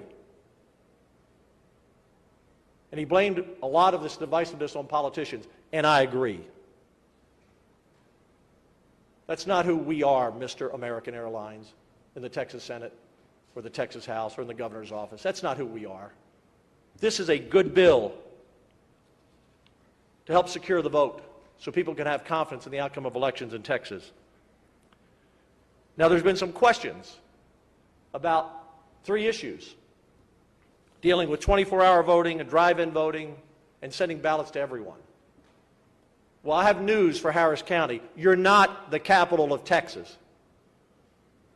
The state capital resides in Travis County, in the city of Austin, in this building, not in the county judge or the mayor's office. Harris County does not make policy and create law for the other 253 Texas counties. Out of thin air, they decided on drive-in voting. Now, there was a case filed. The judge threw it out on lack of standing, but the judge said in the case, had I opined, I would have said it was unlawful because the Constitution says a voting location must be a building. A tent is not a building. And if they're worried about people of color in the Democrat side who came up with this drive-in voting, statistics show that more people of color don't have cars than not. So how'd they help those folks? And remember, when you vote, you don't take 3 or 4 people in with you. It's privacy of the ballot. If you vote in a car and there's 3 or 4 people in the car, it's just handing the slate around. And by the way, would the media report this, that there's still 7,000 votes from those drive-in voting centers that have not been resolved, that there's a wrong count with the Secretary of State? Will you all do your work and kind of figure that out? I mean, it was about 15% of all the early vote. 24-hour voting. Once again, they pulled it out of thin air. That's not in state law. They just made it up. It's hard to secure It's hard enough getting poll watchers for Democrat campaigners and Republican campaigners and volunteers to run all the election precincts and polling places as it is. Not that many people voted, and in Senate Bill 7, we actually expand voting till 9 p.m. The idea that we're cutting back on hours, another lie. We require the counties of 100,000 or more have at least 12 hours, but we've said you can now keep your polling places open till 9 p.m. if they choose to. With 24-hour voting, people have plenty of time to vote. Again, we're not repealing a law. It was something that Harris County made up on their own. And then there was this issue of sending ballots out to everyone. People say, well, Dan, why wouldn't you want to send a ballot to everyone out there? Because people move. People die. Ballots go to homes and apartments where the voter no longer lives. What's the one question they asked you when you go to vote?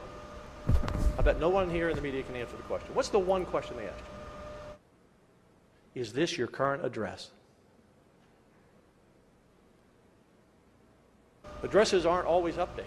You're watching News Now from Fox. Good morning, everyone. My name is Rain Augustine, joining you this beautiful April 7th. It is Wednesday, hump day, 8 o'clock a.m. Eastern Time, right here on the East Coast, joining you from Orlando, Florida. Right now, we are listening in as Texas Lieutenant Governor is firing back at critics on the state's new voting bill. Among other things, Senate Bill 7 would limit extended early voting, prohibit drive-through voting, and make it illegal for election officials to send mail-in ballots to people who did not request them. It would also make it illegal for partisan poll watchers to shoot video of the ballot counting process. Lieutenant Governor, as you see speaking right now, Dan Patrick, says that all of this is needed to deter voter fraud and claim the media has portrayed the bill as something it's not.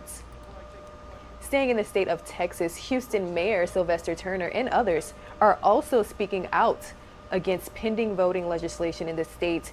The mayor saying that the bill SB 7 and HB 6, if passed, will make it harder for people to vote, and they say it amounts to voter suppression. Here are a few of the mayor's remarks. Sound good? Consistent rules statewide will ensure Texas continues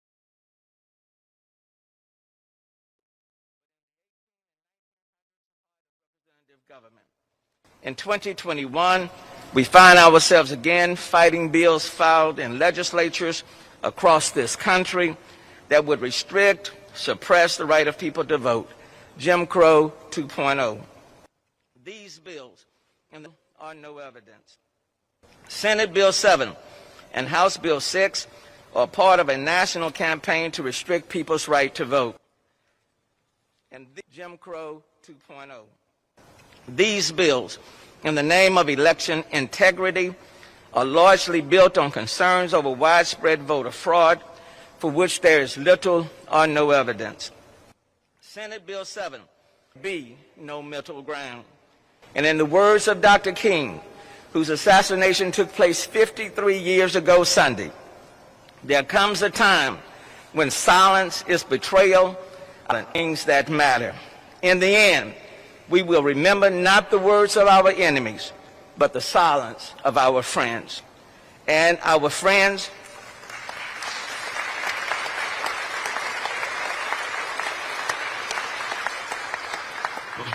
and quite frankly, this is a time when our friends can no longer be silent and cannot.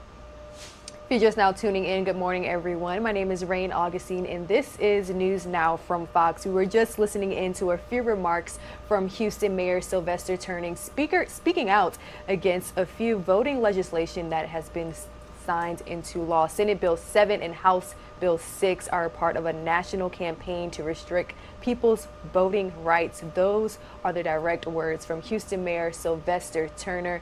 And just a little bit early in this show, we heard the complete opposite from the Lieutenant Governor of Texas, Dan Patrick, who says that all of this is just to deter voter fraud. So a lot of talk going on right now when it comes to voting access and restrictions. So we will continue to follow this story right here on News Now from Fox. But switching gears right now, we are also closely following and streaming from gavel to gavel the Derek Chauvin trial, the former Minneapolis police officer accused of murdering George Floyd. A little bit later in the show, we will have a live conversation with Fox 9 Minneapolis reporter Bill Keller. But until then, I do want to give you this quick update.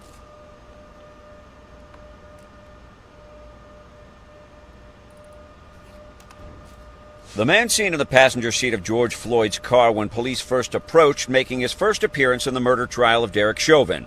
Maurice Lester Hall recently told the court he will invoke the Fifth Amendment if asked to testify.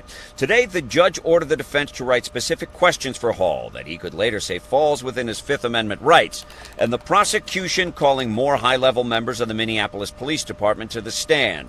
An official saying officers are taught to make critical decisions in dealing with people in crisis, then de-escalate the situation. A use of force instructor answered questions about neck restraints. Is this a MPD authorized restraint technique? Knee on the neck would be something that does happen in use of force that isn't unauthorized. And under what circumstances would that be authorized? How long can you do that? I don't know if there's a time frame. It would depend on the circumstance of the time. Which would include what? The type of resistance you're getting from the subject that you're putting the knee on.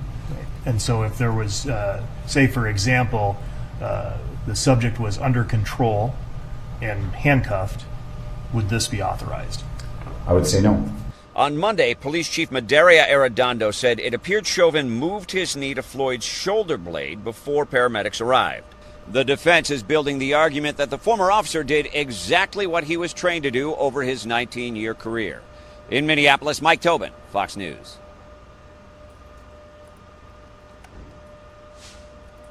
Taking a live look now at the United States White House, and that is because we are just 12 days away from all American adults being eligible for COVID-19 vaccines. The accelerated timeline, though, comes amid new concerns about whether another wave of the virus is on the way. Fox News' Doug Luzader has more this morning from Washington. We expect to hear more about this from the White House later this morning, but the wide-open eligibility date for vaccines has now been moved up by 2 weeks.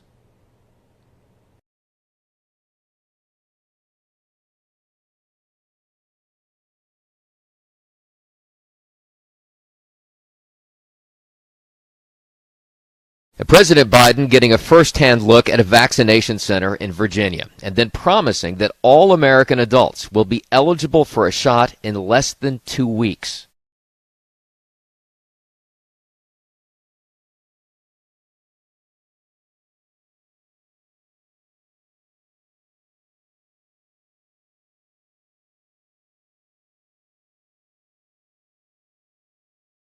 Eligibility is no guarantee of a shot right away, though, and while many states are already well ahead of the new deadline, others lag behind. The White House says that over 40% of adults have now received at least one shot, but some question whether that will outpace the virus.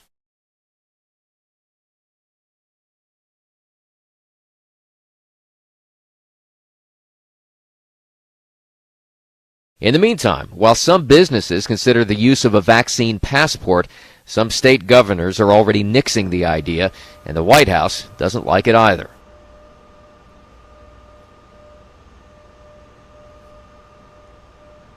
Meantime, the slow pace of school reopenings continues to be a source of frustration, as the CDC now estimates that some 80% of teachers have had a shot. In Washington, Doug Luzader, Fox News. Thank you, Doug Luzader, for that report. Switching gears now, we often hear of challenges surrounding immigration from United States officials, but new information is coming in and we're hearing that immigration is also causing problems for our friends in Mexico. U.S. federal agents continue to face the ongoing immigration crisis along the southern border. The Biden administration has stated it will allow unaccompanied minors to remain in the U.S. while they await asylum, while affirming adults traveling by themselves or with children will be turned away. I decided to make the trip, and it really turned out to be a failure for me. Now, hundreds of Central American migrants denied access into the U.S. are seeking refuge in border cities across Mexico. Officials there say the surge is having major impacts and straining resources, as facilities like this gymnasium are transformed into temporary housing facilities. The situation has already overwhelmed us in terms of shelters. We must have a dignified place to receive them, to protect families who are on the streets, especially mothers with children. Migrants here are left wondering what their next steps should be. Now, my plan is to go back to my country, Guatemala, and go back there, then come back. I plan to return, but now without my son. Meanwhile, others are trying to enter the U.S. illegally. Crews in Arizona launched a rescue mission for this adult migrant who broke his leg while crossing over the mountains. He signaled for help by setting a fire, which authorities say could have resulted in a massive blaze. This also comes as the Biden administration claims it will consider patching holes in the border wall after suspending additional funding for new wall construction. Jackie Ibanez, Fox News. Some of our viewers will now see a quick commercial break, and when we return, we'll have the latest from USF scientists as they begin searching for Piney Point environmental impacts in Tampa Bay, Florida.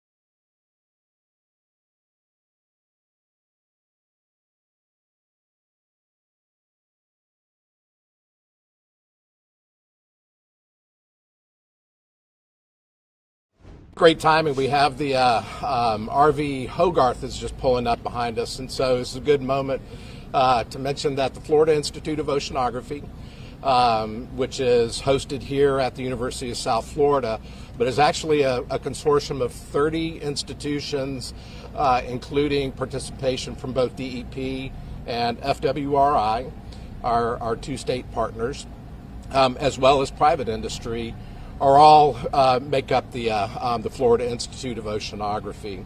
That's a very special thing for this state. This state, nobody does ocean and coastal science and education like the state of Florida. And so the investment that we get from our state leaders, our state representatives, as well as our federal leaders in Washington, D.C. makes this really possible.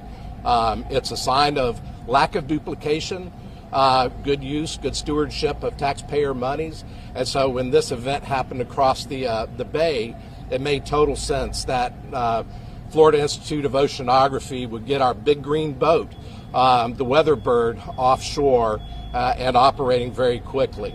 And so we're an experienced crew. We have a crew of about 6 people going on the ship today.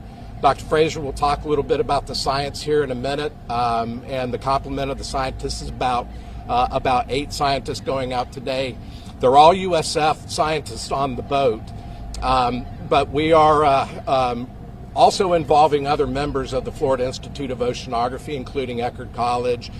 Some of the data will be sent up to Florida State as well, and both DEP and FWRI are involved in our communications and planning of this effort as well. Our intent is not to get in the way of the activities of DEP, but to play a supporting role and to provide good, sound science and transparent science for the public. And I know Dr. Fraser will talk about that in just a minute. The boat will be pulling out of here in just a few minutes. They're going to be spending the day offshore. They'll come back. We're operating on what's called day operations because of COVID restrictions. That allows us to put more scientists on board, more responsive.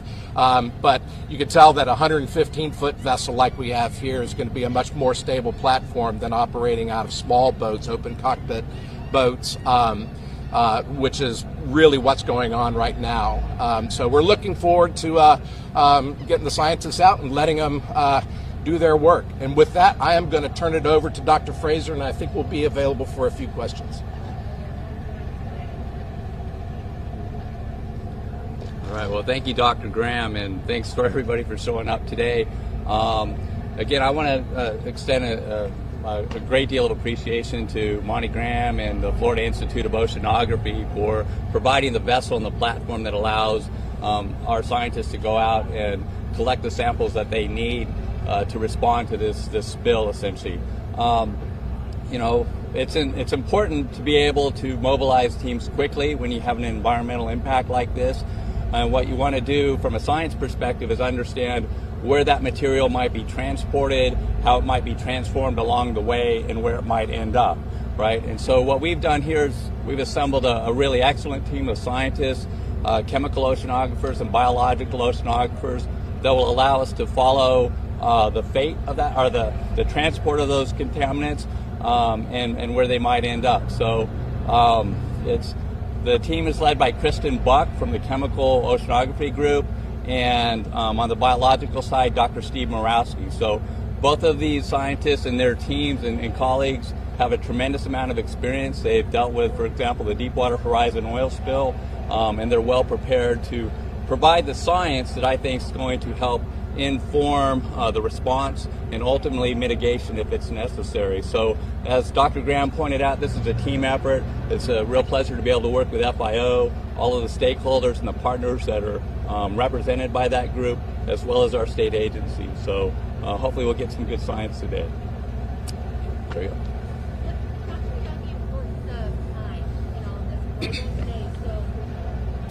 Yeah, so I mean, timing is obviously very important.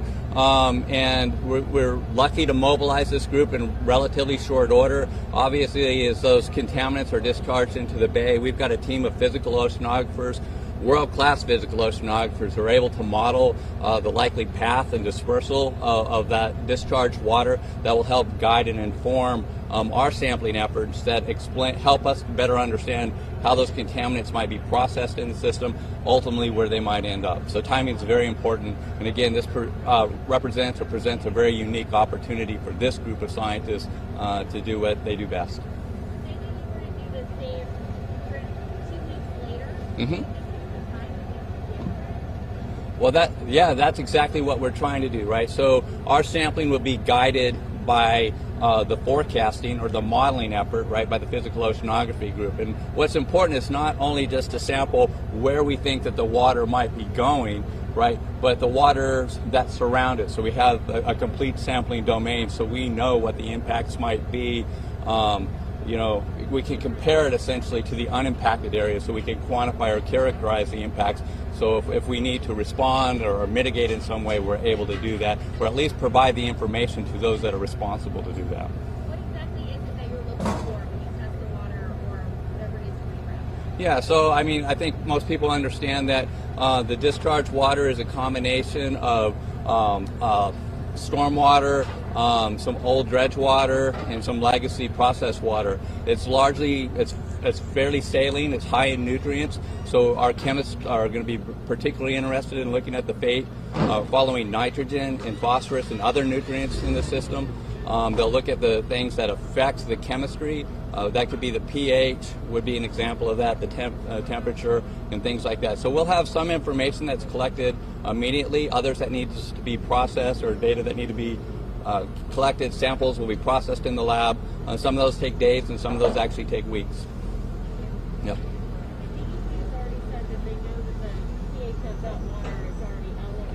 What does that mean? Actually, it's slightly acidic, right? And so what it means is, but it's not out of the standards, right? So what it means is that when there are chemicals in that water, nitrogen in particular, and the ones that are concerned are ammonia.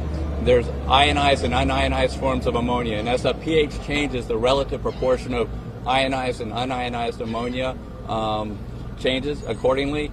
And so there, you know, that's why we're looking at the concentrations of those two chemical species, I guess, in the environment to figure out where they're going, whether they might be potentially toxic or not. But you know, but we'll understand that here after the sampling's done.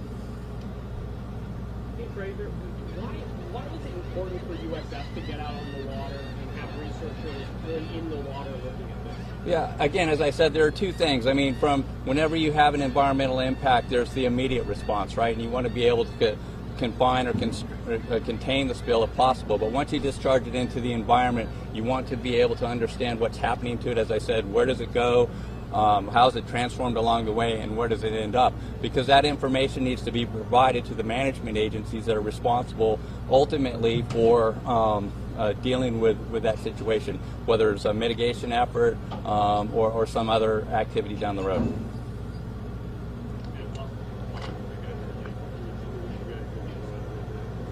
Yes, again, so we've assembled a team of scientists. They have a broad range of expertise. They're being guided by our physical oceanography team that kind of have modeled where they think some of this water is going to go. We've got chemical oceanographers on board that are going to collect water samples to better understand what's in the water, how it's being dispersed by tide and winds and things of that nature.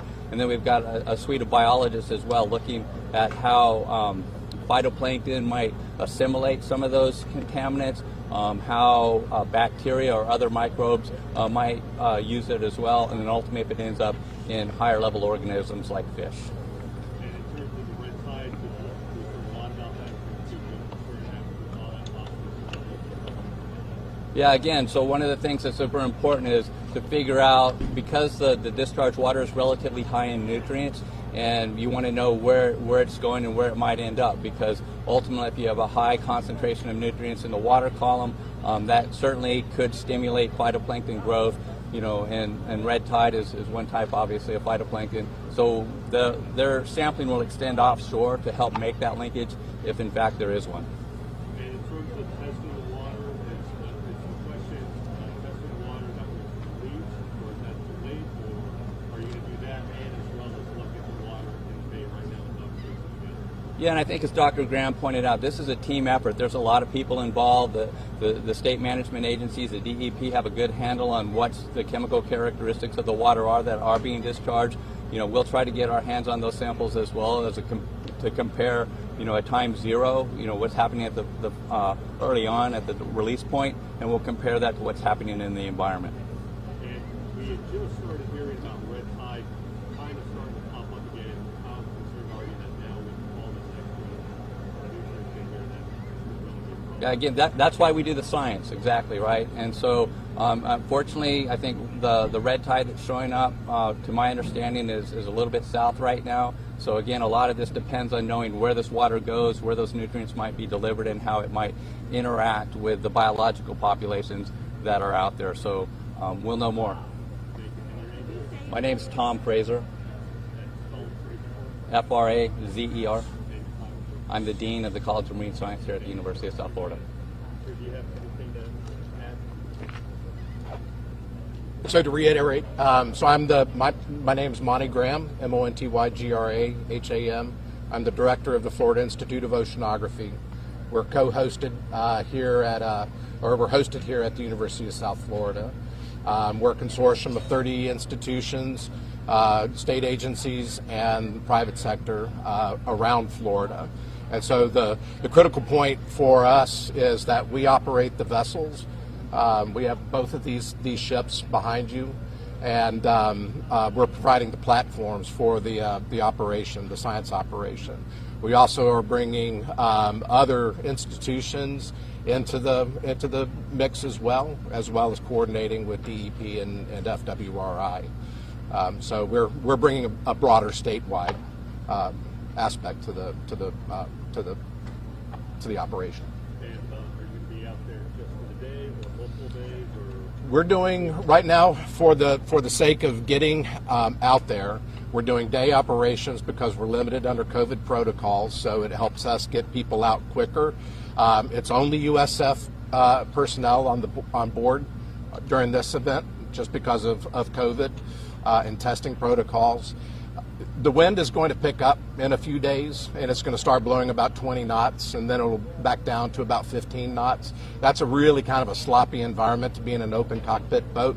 So a ship like this, even if we're serving essentially as a mother platform for smaller vessels to go collect the samples, bring samples back into the boat, store them in freezers, do some of the chemistry on board, it's just a much nicer environment.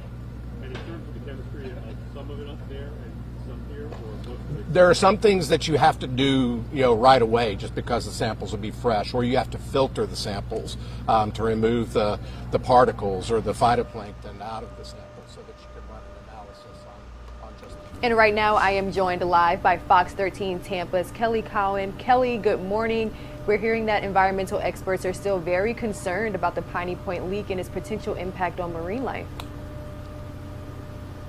That's right. So we know that 180 million gallons of wastewater was released into the bay. And what the DEP is saying is that wastewater contains not only nitrogen, but also a lot of phosphates as well. Of course, we're talking about an old defunct fertilizer plant, and that's where this water is coming from. So those are the right ingredients to spark a harmful algae bloom, something that this region of Florida has dealt with in the last few years. We've seen red tide. We've also seen green algae take a devastating effect on our natural resources here on our shorelines and our bays. So that is the big concern right now for environmental scientists. That's why a team of researchers just left a few moments ago to start researching and start doing tests on our bay waters on exactly where they've released the water, but also they're trying to track down where that water is going. Of course, we're talking about a huge amount of water in the bay. There is the potential that water that they've released could end up in the Gulf, although they're saying right now that is unlikely, that it would likely stay in the bay. Problem with that is that it could end up being very concentrated in one area, and that could spark those algae blooms. When that happens, it cuts off sunlight from the marine life below. So the first thing to die is seagrass, and then anything that feeds off of seagrass. So think manatees, think plenty of fish species, and then you start to see larger mammals like dolphins even show up dead on our shores. So it's something that we clearly want to avoid, and that's why these researchers are trying to track down where that wastewater is going and what is happening within the water, whether or not it's at a point of toxicity that we need to be concerned about here. And Kelly, how long can we expect researchers to process this information? How long will it take to get some findings back? So some of the test results they'll have today, things like the pH of the water, they can figure that out almost immediately. But some of these tests are going to take weeks, even months to study. So they're going to continue to study the impacts of this. And of course, while that's going on, we still have wastewater that's being dumped in the bay because they haven't repaired the leak just yet to that storage tank that is leaking. They haven't been able to completely repair the issue. So we're still talking about 34 million gallons of water. It's being deposited, being dumped into the bay each day. And although they have slowed things down, we're not seeing a pouring stream of water. That's still a lot of wastewater that's going into a very sensitive ecosystem. Kelly Cowan with Fox 13 Tampa, thank you so much for joining us. I'm sure we'll be touching base with you in the future. Okay, thanks. And there's another big question surrounding the Piney Point leak, and that is, who is the owner of HRK Holdings? The old Piney Point phosphate plant in Manatee County, Florida, has been at the center of an environmental mess. As our friends at Fox 13 just explained, local and state leaders say that they'll hold the site's owner responsible, but who exactly is that? The Fox 13 Tampa team is taking a closer look. We continue to follow that developing story out of Manatee County. Crews are making progress as they try to stop a wastewater leak at the Piney Point site. The threat of a breach is minimized, and an evacuation order for the surrounding area has been lifted. Officials are still pumping out water from the reservoir while also trying to find a more permanent solution. And they're also monitoring the quality of the water that's going into Tampa Bay. In a news conference this afternoon, state officials said that they will hold the company that owns the old Piney Point plant accountable for any damage to the environment. But that company, HRK Holdings, already filed for bankruptcy after another spill back in 2011. So really, will they have to pay this time? Craig Patrick is here now with a look at the current owners, the previous owners, and the site's troubled history. Craig? Well, there certainly is a troubled history, and we've seen a pattern, and it can give us an idea of what to expect in the months and years ahead with this. Keep in mind, this is a site that has leaked and spilled and wreaked havoc on our environment now for decades. The original owner, which built it in 1966, released waste into Bishop Harbor, for example. Then you had a revolving door of owners after that, heading into the next round of leaks, or rounds of leaks, in the 1980s and 90s. The Piney Point site had a sulfate leak and evacuation in 1989 and 2 chemical leaks in 1991. Then it changed hands again, and the next owner, Mulberry, filed for bankruptcy and abandoned the site in 2001. It left these contaminated ponds sitting on top of mounds of radioactive material for the state to manage. The state then discharged millions of gallons of polluted water in 2001 near the bay and 2003 into the Gulf. Then the current owner, HRK Holdings, bought the property in 2006. It agreed to manage the waste while converting the land around the mounds of waste into an industrial park. The registered rep of HRK is a hedge fund manager who markets the Piney Point site as Eastport. HRK, under the Eastport brand, makes money by leasing land at the site to government and other companies. And records show HRK identified weaknesses in the plastic liners that hold this polluted water in place last year. And last week, a representative of HRK, Jeff Barrett, apologized to the Manatee County Commission for the leak. There will likely be impacts in Tampa Bay. This is very unfortunate, and I am very sorry. State and county officials say they will hold HRK responsible for the release of this polluted water that's pouring into the bay now. And we will hold HRK accountable. You know, of course, they're still holding the company, HRK LLC, accountable. But that may not be easy or practical. HRK had a previous spill on this site in 2011. And after the mounting cost of cleanup, it sold some of the land and filed for bankruptcy protection in 2012. And state leaders are now pinning the potential cost of this cleanup of upwards of $200 million. And that's what state lawmakers, at least in the Senate, now plan to add into the state budget in order to cover the cost of what they're framing as a full and total restoration and cleanup of the site. Upwards of $200 million. If approved, that would come from the American Rescue Act that President Biden signed into law. There is an impetus for this in the Senate, support from the Senate president. That will come up for an amendment vote tomorrow. The next move will be in the House, in which point, we will see to what extent the legislature fully moves in that direction. So in the immediate future, it's the taxpayers will be funding this cleanup, it sounds like. Craig, how is HRK responding to this? We heard from the gentleman there at the meeting last week, but what is their forward-looking plan, if they have one? Are they providing a remedy? They're providing a short-term remedy of trying to stave off the broader collapse, which they think they're, of course, in the process of doing. In reaching out to HRK, you have two phone numbers. One of them is disconnected, and the other one leads to a line stating that the voicemail is full and cannot receive any further messages. So they're challenging to get in touch with, but what Barrett said, in addition to saying that he is sorry, is that they're also working around the clock, taking it minute by minute, hour by hour, to get past the immediate crisis at hand. Okay, we will see it. Hopefully the crisis, as officials said earlier today, we're past the point of this becoming a full breach, and things are under control now for the people who live around that troubled property in Manatee County. Thank you, Craig. We can stay with News Now from Fox. We'll be right back.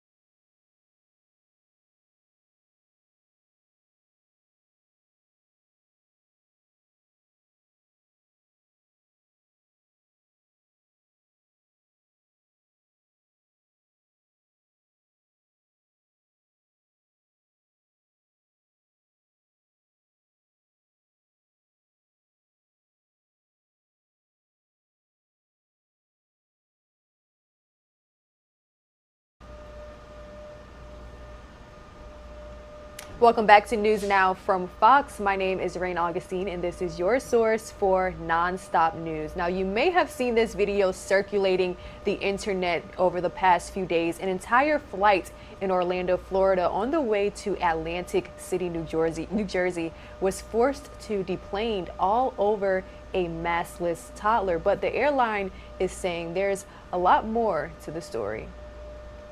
I told you, non-compliance. We'll have to get off. I didn't want to do this. But you have to pick up your stuff. What did we do?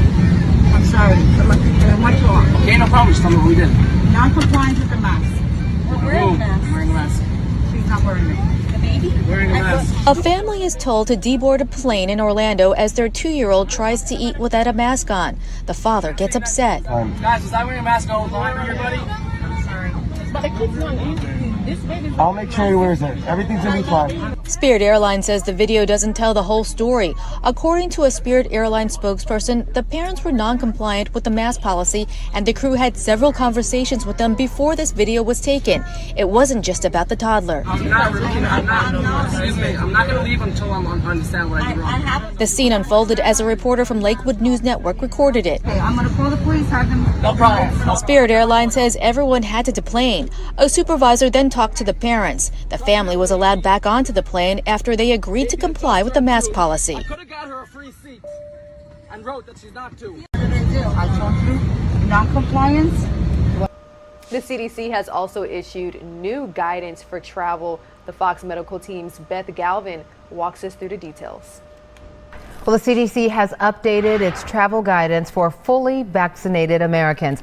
The agency still recommends Americans avoid all but essential travel. That's due to the rising number of new infections, but the CDC has loosened its advice for those who are fully vaccinated. The Fox Medical Team's Beth Galvin has more on what these changes mean. People are considered fully vaccinated when they're at least 2 weeks out from their final dose of the COVID-19 vaccine. And right now, that's just over 20% of American adults. And if you're in that group, traveling may have just gotten a little easier. If you're fully vaccinated and eager to start flying again, the CDC now says travel is low risk for you and you no longer need to get tested for COVID-19 before or after you fly or quarantine afterwards, as long as you're taking precautions while you're flying. For example, fully vaccinated grandparents can fly to visit their healthy grandkids without getting a COVID-19 test or self-quarantining, provided they follow the other recommended prevention measures while traveling. International passengers who are fully vaccinated will still need to show proof of a negative COVID-19 test before they can board their return flight to the U.S. The CDC is changing its travel guidance because there's growing evidence, the agency says, that the COVID-19 vaccines offer a very high level of real-world protection.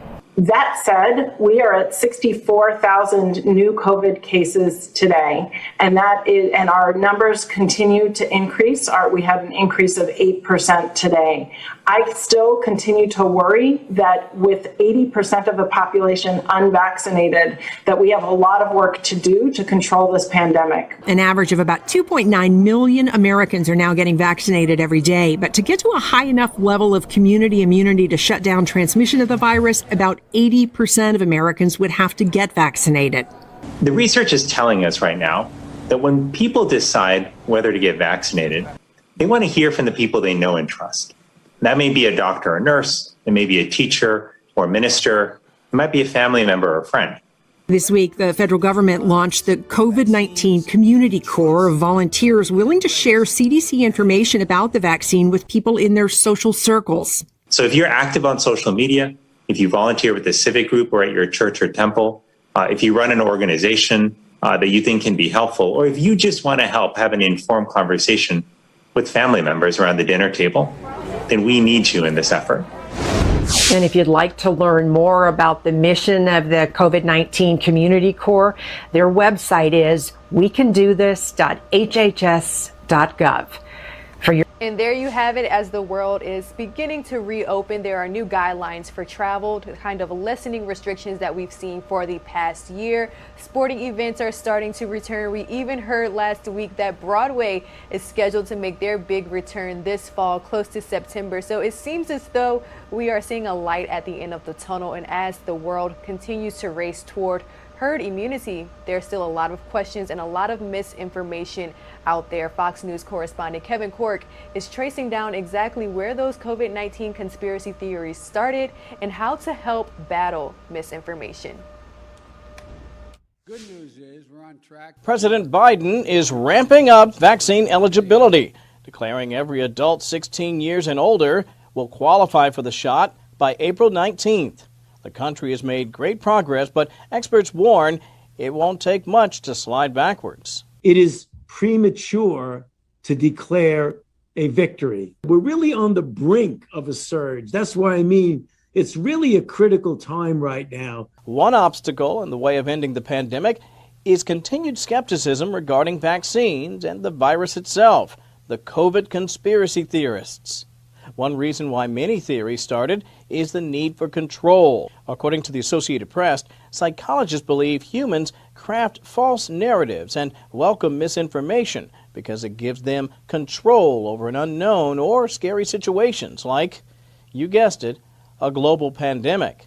The best way to help educate those who don't believe in masks or the vaccine is to avoid mocking their views. Instead, listen and ask questions without lecturing, and urge skeptics to consume a variety of news sources rather than relying on social media content. A new report from Johns Hopkins University finds that roughly half of the recent COVID cases actually exist in just a handful of states: New York, New Jersey, Florida, Michigan, and Pennsylvania. And health experts are encouraging manufacturers to get more vaccines to those areas.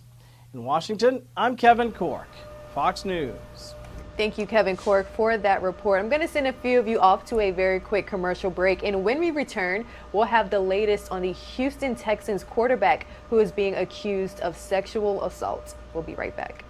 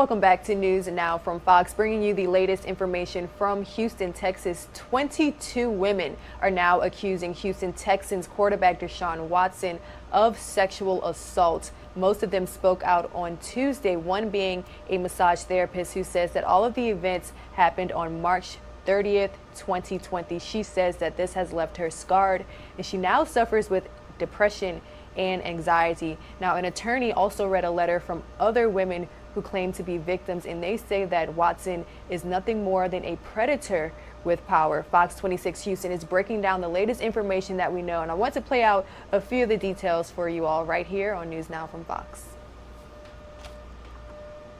The latest that we do know, 22 civil lawsuits filed against Deshaun Watson alleging some form of sexual misconduct, sexual assault, sexual abuse from various massage therapists who have worked with him in the past. We know that over the weekend, a criminal complaint was filed against Deshaun Watson. HPD confirmed that they did receive such a complaint, and thus they are investigating the matter. That is all they will comment further, given that it is an ongoing investigation. And then today, Attorney Tony Busby, who has been filing all these civil suits against Deshaun Watson on behalf of these various women who allege sexual abuse at the hands of the NFL superstar, he held a news conference in which two of the plaintiffs, two women who accused Deshaun Watson of sexual abuse, came forward, put their names, and in one case, even their face, to the allegations that they have made against the Texans quarterback. So that's where we'll start. This was from earlier today, a woman by the name of Ashley Solis, the first plaintiff to file a civil suit against Deshaun Watson. It is a bit lengthy. We're not going to play everything in its entirety, but here's what Ms. Solis had to say today about her experience working with Deshaun Watson, which led her to ultimately file a civil lawsuit against the Texans quarterback. I am a survivor of assault and harassment. Deshaun Watson is my assaulter and my harasser. Deshaun Watson assaulted and harassed me on March 30th, 2020, in my own home, doing what I love most, massage therapy.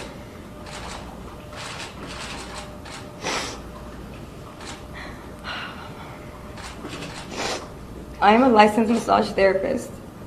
Now that profession that I love so much has been forever tainted.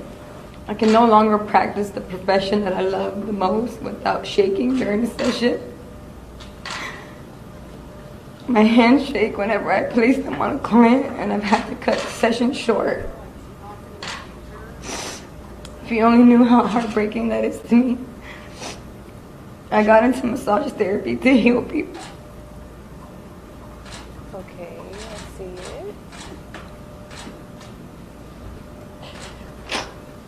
To heal their minds and bodies, to bring peace to their souls. And Deshaun Watson has robbed me of that. He took that away from me. He tainted a profession in which I take enormous pride. Flashes of Watson's face rush to me in the moment. I think of his penis touching me, which sends me into a tailspin. I suffer from panic attacks, anxiety, and depression. I'm in counseling as a result of Deshaun Watson's actions. I hope he knows how much pain he's inflicted on me emotionally and physically. And I hope he knows how much pain he has inflicted on these other survivors.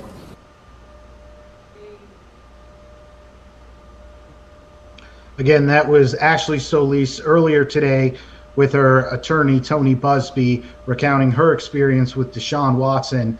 Another attorney who was present at this news conference read a letter on behalf of a woman named Lauren Baxley, who is also a plaintiff in one of the cases against Deshaun Watson. Ms. Baxley was not there, but she did have her lawyer read her letter to Deshaun Watson, and here's how that went earlier this afternoon. Every boundary from professional and therapeutic to sexual and degrading, you crossed or attempted to cross. You insisted that I not use my knuckles or forearms, but that I use my fingers for digital stimulation, which is an ethical violation of massage practice when working in the gluteal area. I compromised by attempting to use the lateral border of my hand. I did not want to touch you, but my terror kept me in autopilot, and I continued to the best of my ability to give you therapeutic treatment. But at this point, it was clear that's not what you were seeking. In those minutes, I considered my past, present, and potential clients who were connected to you through the Texans franchise in your social life. With your millions of fans and followers, with your resources and income, I felt both powerless and trapped. My work contract with my building was tied to my lease, and at the snap of your fingers, I knew my good reputation, my home, and my career might be lost. I am furious that the talented and hardworking young black man that gave so many children inspiration is nothing more than a predator with power. I am heartbroken for your family, for your loved ones, for those coming to terms with the fact that your charitable work and good guy persona are nothing more than a meticulously designed facade to keep your victims silent and second-guessing themselves. How can such a good man do such terrible things, and with frequency and total disregard for his abuse victims? I initially came forward to offer solidarity to other women, but I have since realized that I am deserving of justice as well. I hope the court of law brings that justice, and that you're stripped of both your power and ability to hurt more women, and that you undergo intensive therapy. Lauren Baxley.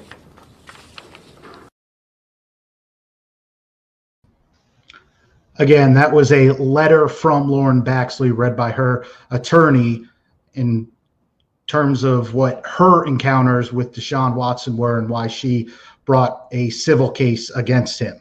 Now, Deshaun Watson's representation, his lawyer, Rusty Hardin, did release a statement this afternoon after the news conference from Tony Busby's office, in which Rusty Hardin lays out that prior to any of these civil lawsuits being filed, Ms. Solis did seek a monetary settlement, a $100,000 settlement from Deshaun Watson, and he released an entire email chain of the back and forth between his office trying to negotiate a settlement of some kind before eventually lawsuits were filed. You can read all of that in its entirety on our website, fox26houston.com.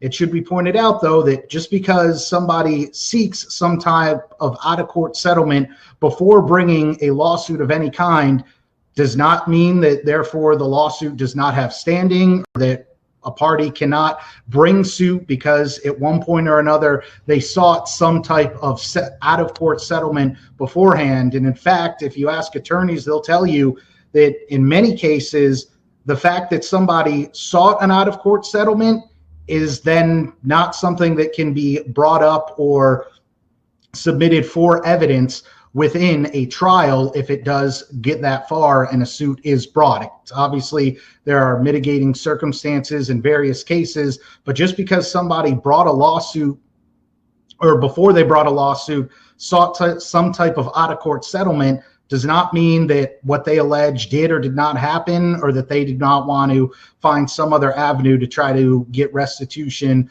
or seek some type of adjudication for what may or may not have happened. So again, if you want to read Rusty Hardin's statement, or if you want more from everything that happened at Tony Busby's office today, visit fox26houston.com. We do know that the Texans have been monitoring this, as well as the NFL. The NFL, through a spokesperson, did again reiterate that they are investigating everything that's going on with Deshaun Watson and the allegations against him under the league's personal conduct policy.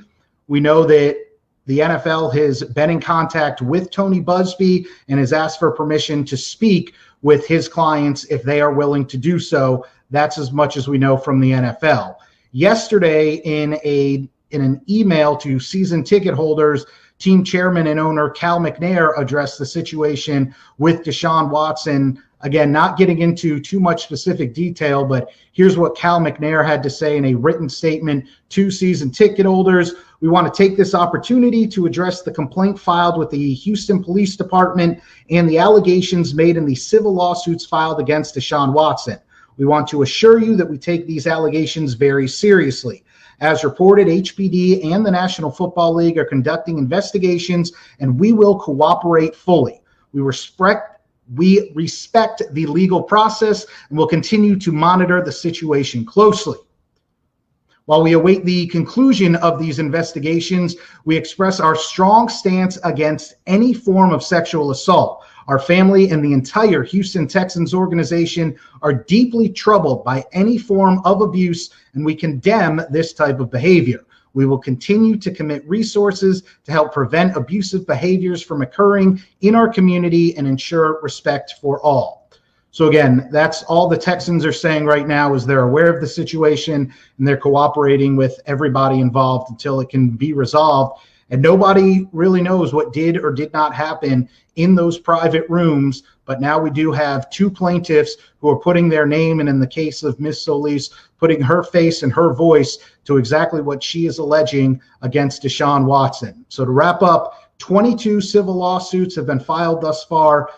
HPD is investigating a criminal complaint against Deshaun Watson. We do not know the specifics of that complaint. HPD is not commenting further, as it is an ongoing investigation. And of course, last week, Rusty Hardin released 18 different statements from other massage therapists who had worked with Deshaun Watson, speaking to his character and that their experiences with him were not in line with the 22 lawsuits alleging sexual assault against the Texans quarterback. If you want to read any of that, we have it up for you at fox26houston.com.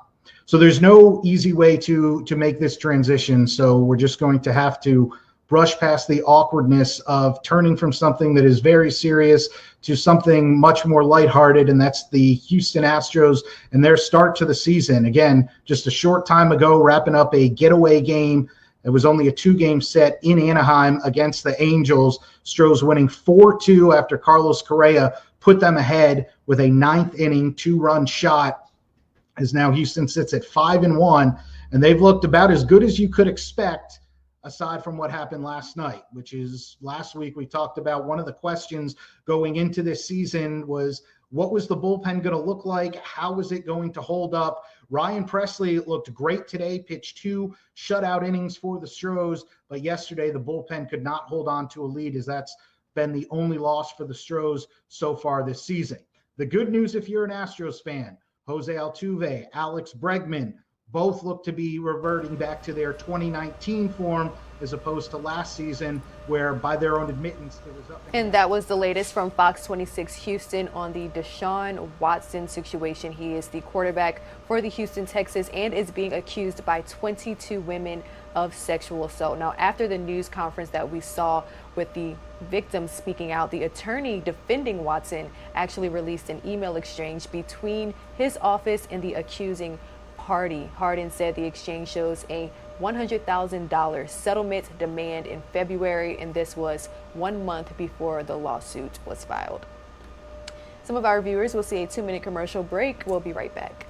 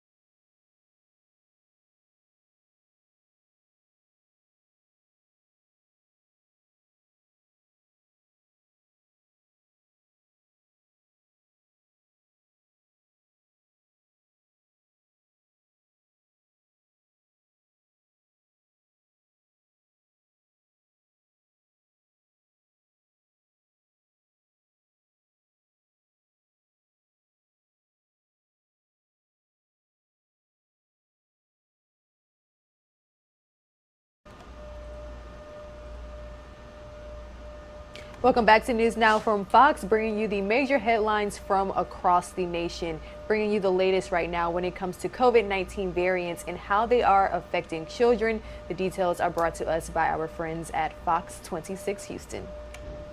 For seniors and people with disabilities. A highly contagious COVID variant appears to be infecting more and more children. So let's bring in Dr. Michael Chang, an infectious disease specialist with UT Health and UT Physicians. Dr. Chang, we know that the UK variant is present here in the Houston area, but are you hearing of more cases in children and teenagers right here locally because of this variant? Not definitely due to the variants. As far as confirmed cases of the variant in the state of Texas, we've had about 400 cases and about 15,000 across the country. And so the actual sequencing of the virus to identify whether a child has the variant or not takes some time. And so I haven't heard of significantly increased cases due to the variant for sure. That said, we are seeing kind of an increased proportion of cases in kids and in teenagers, although it's still less than the number of cases we're seeing in adults. Okay, so with children, Dr. Chang, not being vaccinated, what is the risk to parents, whether vaccinated or not? Yeah, so, we know that this UK variant seems to be about 50% more transmissible, and at least in adults does lead to more severe disease in some cases. And so with kids being not yet vaccinated, there is an increased risk because it is a more contagious variant that kids could have more cases and they could more easily spread it to either vaccinated or unvaccinated parents. Now, the good news is that the vaccines that are available right now, the Pfizer and Moderna vaccines and the Johnson & Johnson vaccine do seem to still be effective against this UK variant. So if you are vaccinated, but your child's unvaccinated, you still have some protection, even if your child were to get infected with the new variant. Are the symptoms with the new variant any different, doctor? And can you kind of just sort of outline what parents should be looking for, because it is allergy season as well and things can get a little confusing? Sure, absolutely. So the symptoms in children, at least, are still similar to all the previous, COVID infections. So still, most kids may not have many symptoms at all, and if they do have symptoms, it may just be 1 or 2 days of fever, some runny nose and congestion, maybe some coughing. So like any other cold. So luckily, even though this variant seems more contagious, it's not causing worse symptoms in kids.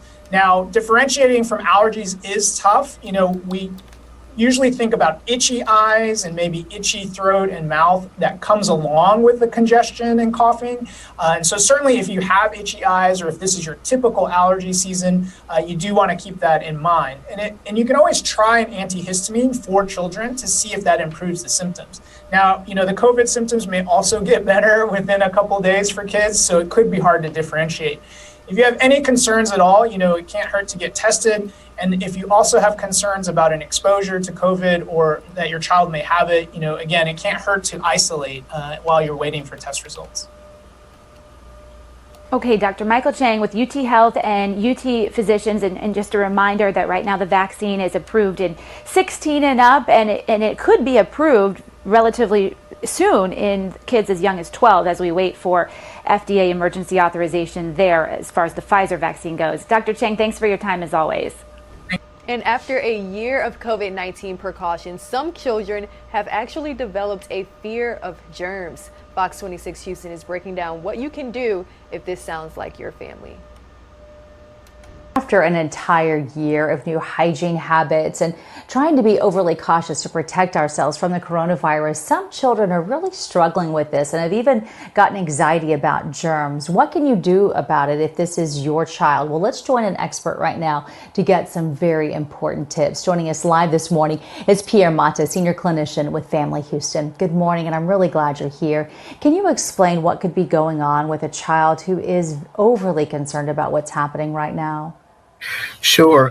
There's obviously the pandemic has caused a great deal of anxiety and depression. We're seeing that in research that's showing this increase. And of course, some children are more vulnerable to anxiety and depression, especially if they have experienced some type of trauma.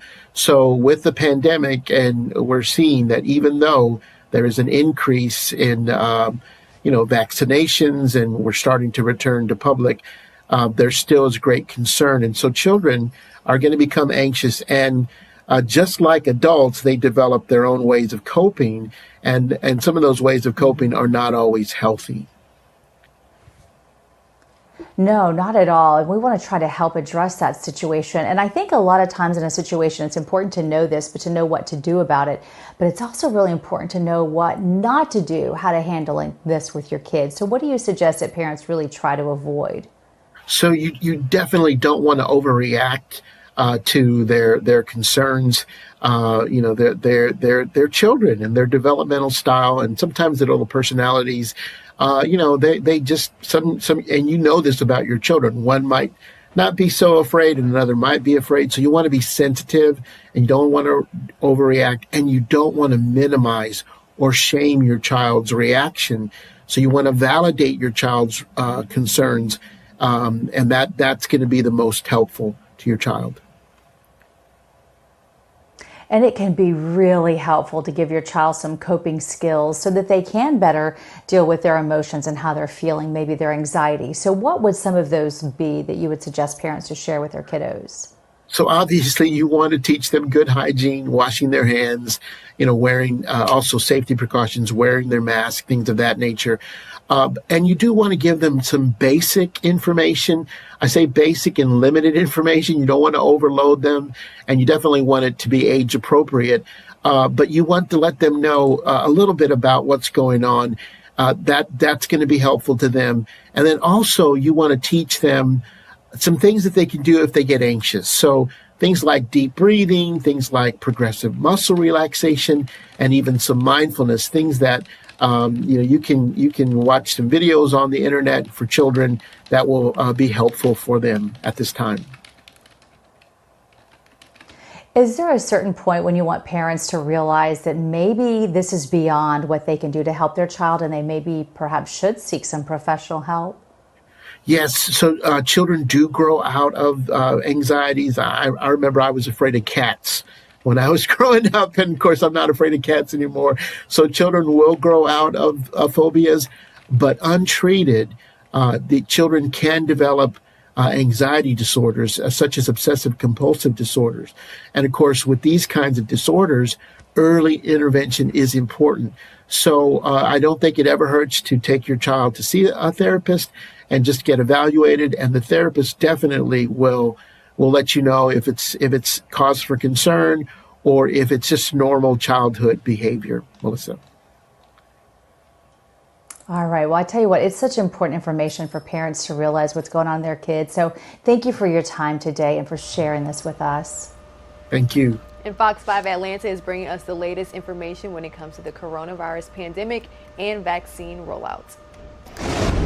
9:33 is your time, and over the last year, many of us have really upped our cleaning game, right? Bleaching and scouring surfaces to try to wipe away the coronavirus. But the CDC says disinfection may not often be necessary, and the risk of picking up the virus from household surfaces is actually pretty low.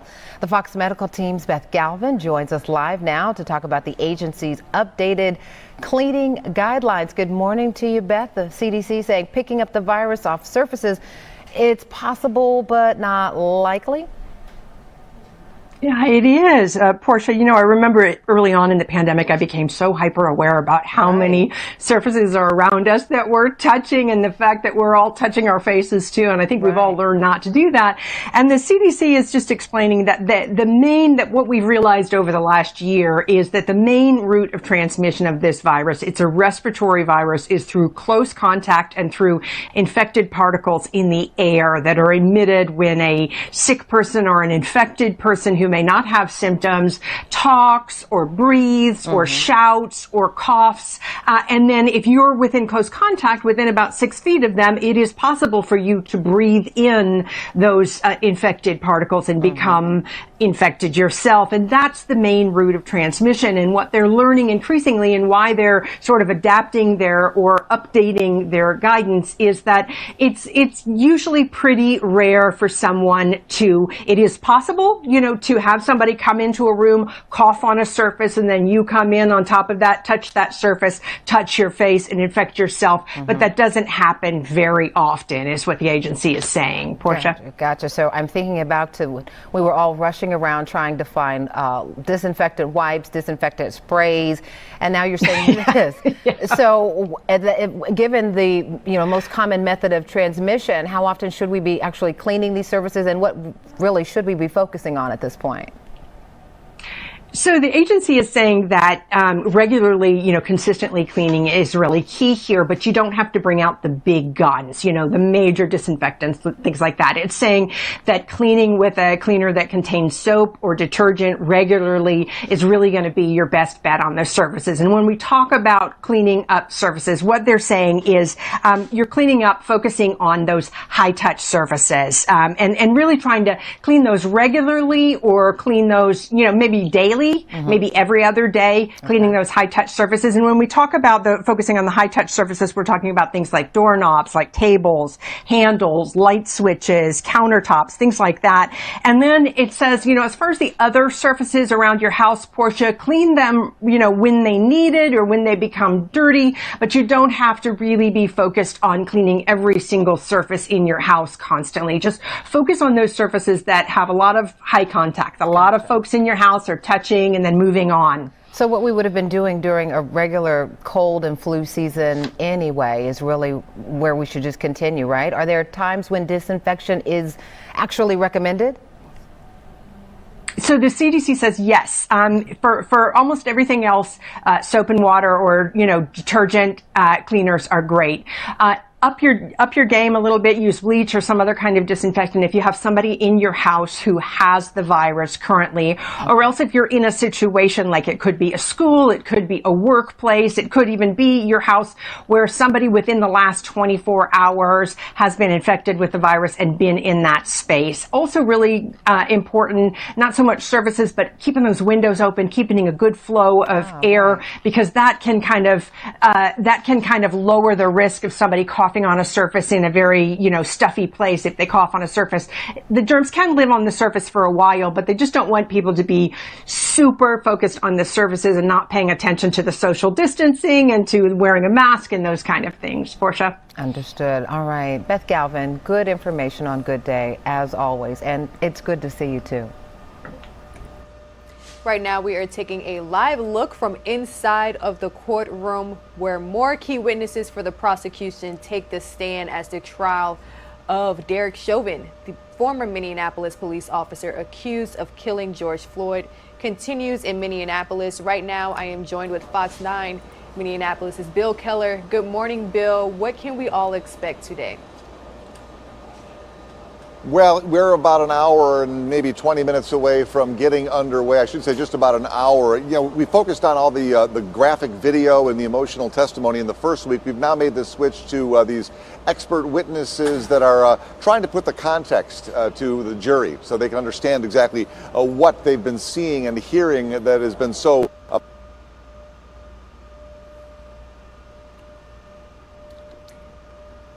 And that's what you call live TV. It looks as though we lost Bill Keller. We'll try to get him a little bit later in this show for you all, but we are live streaming the Derek Chauvin trial from gavel to gavel, again beginning at 10 a.m. Eastern time. You can live stream it right here on NewsNOW from Fox. And I think Bill was just explaining how last week we saw some really gruesome videos and emotional testimony, but this week the prosecution is switching gears and now bringing in key witnesses that are bringing in more of expert testimony, kind of the logistics of exactly what happened.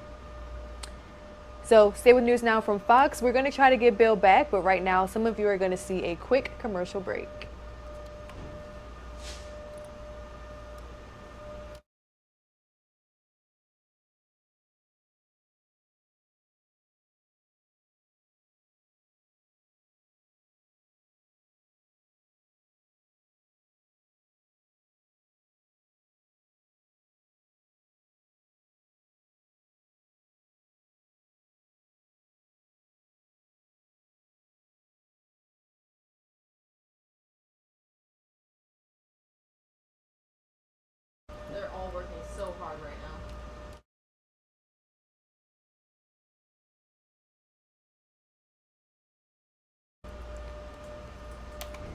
And as promised, we have Fox 9 Minneapolis' Bill Keller back. Bill, please pick up where you left off. Yeah, we were talking about the police sergeants that were testifying yesterday. It was actually somebody from the LA Police Department, a paid expert for the prosecution, but he is a use of force expert who has reviewed thousands of these types of cases. And he testified that he believed that Derek Chauvin kept his knee on George Floyd's neck longer than he should have. He said once he's on that prone position on his belly, that officers should have stopped or slowed their use of force. A lieutenant who teaches their use of force training for the Minneapolis Police Department also testifying that that's not something that they teach. That's not something that is approved, especially once somebody is in handcuffs and compliant. And Bill, we were also just kind of explaining how last week we saw a lot of really emotional testimony, but it looks as though the prosecution is switching gears when it comes to key witnesses that are now taking the stand. Yeah, they're making this switch to the experts who can kind of put everything into context for the jury. We have yet to hear from the medical examiner, and that'll be really important. Remember, the prosecution is still making their case that it was the knee and the lack of oxygen that caused George Floyd to die. The medical examiner ruling the cause of death from a heart attack. Now, the heart attack is caused by a lack of oxygen. The defense is going to argue that lack of oxygen was related to medical conditions and or the use of drugs at the time. So the prosecution is going to get out ahead of that and talk with medical experts. They've already talked to some, but they'll be talking to the medical examiner to talk about the official cause of death. Fox 9 Minneapolis is Bill Keller. Thank you so much. You're so welcome. Right now, still taking a live look inside of the courtroom. Again, you can live stream the Chauvin trial from gavel to gavel right here on NewsNOW from Fox beginning at 10 a.m. Eastern Time. We'll be right back.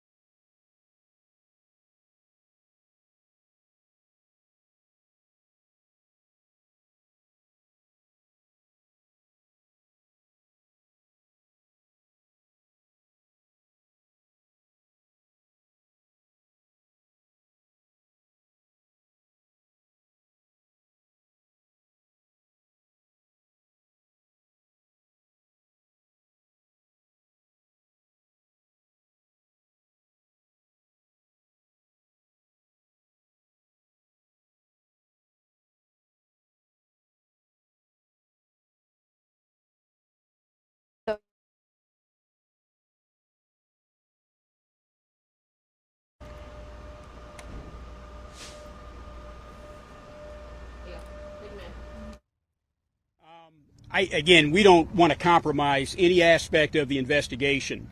And that's something that our authorities are looking into to find out the relationships, why it began here, etc. But right now, would like to see the investigation develop before we speculate on that. General, the chief said that the suspect brandished a rifle at the initial incident. Was that the same weapon that was brandished at Fort Detrick? We don't know. Again, we're going to have to complete the investigation to confirm whether or not that was the same weapon, same description, obviously a rifle, and that's what led to our actions from the Fort Detrick Police Department. Were there any other weapons found in the vehicle, sir? I don't know of any weapons found in the vehicle other than what was found. Did he breach security? Did he breach security on Fort Detrick? He didn't necessarily breach security initially. He was stopped, again, based on the BOLO, and before he could be adequately searched, he was able to proceed past the gate, so he did proceed without authorization, and that's when our police department pursued him to make him stop. That's what happened. At the time that he was being questioned at the gate, what measures did they take to try to slow him down? Before the measures they took were visual signals. They verbalized to him to pull over, and before they could render the situation safe, told that the subject pulled off ahead and was able to enter the base again while in hot pursuit from our police department. But at that time, at the What gate, does this at office the gate, do? This Navy office do? Can you tell us? I tell you, with because we have a small installation, Fort Detrick relatively small, I prefer not to comment on that time, just because of the low density of the installation, and rather than talk about his specific unit, would prefer to delay that until we can get all the facts and further investigation. Can you say if it's related to U.S. AMRIT? I can't say. It's not related to USAMRIT. The Navy installation here, tell us a little more about what's done here. Here at Fort Detrick? No, here at this location, the Navy installation Yeah. here at this office park. I can't comment on that specifically. I do have one of the reps from the Navy PAO, and if we don't have the information, we'll get back to you. But rather than just go off of what I've heard, would rather have the facts for you. The FBI. just so we're clear, when he was stopped at the gate by the guards, did they know that he was the subject of the BOLO? They had to take the facts that had been given to them, a vehicle description, and before they were able to confirm that, hey, it was this shooter, it meets the description, they were in the process of ascertaining whether or not it matched the BOLO. So they didn't know that he was the subject of the BOLO? At that point, when they stopped him in the holding area, they were trying to confirm that.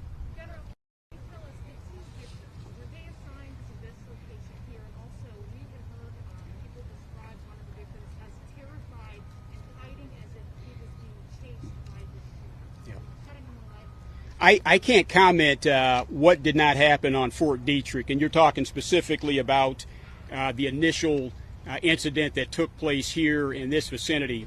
I'll pass that to Chief Londo, but I don't have information on that, and he would have that kind of information. Thank you. We just couldn't comment on that at this time. Our detectives would need to conduct interviews, and that would be speculative at this point in time. So, Chief, you don't want to talk about the motive. I understand that at this point, but the Navy is involved, research involved, you know, and someone that's in the Navy. Can you sort of steer it to say that this was some sort of a personal matter versus some sort of an attack on the mission here, or well, you know what I'm getting at. I respect what you're getting at. Probably what you don't see is about 50 detectives right now that are working to figure all that information out. So for me to even speculate on what it would be inappropriate. But just rest assured that is something that we are actively working on, and we want to know just as much as you.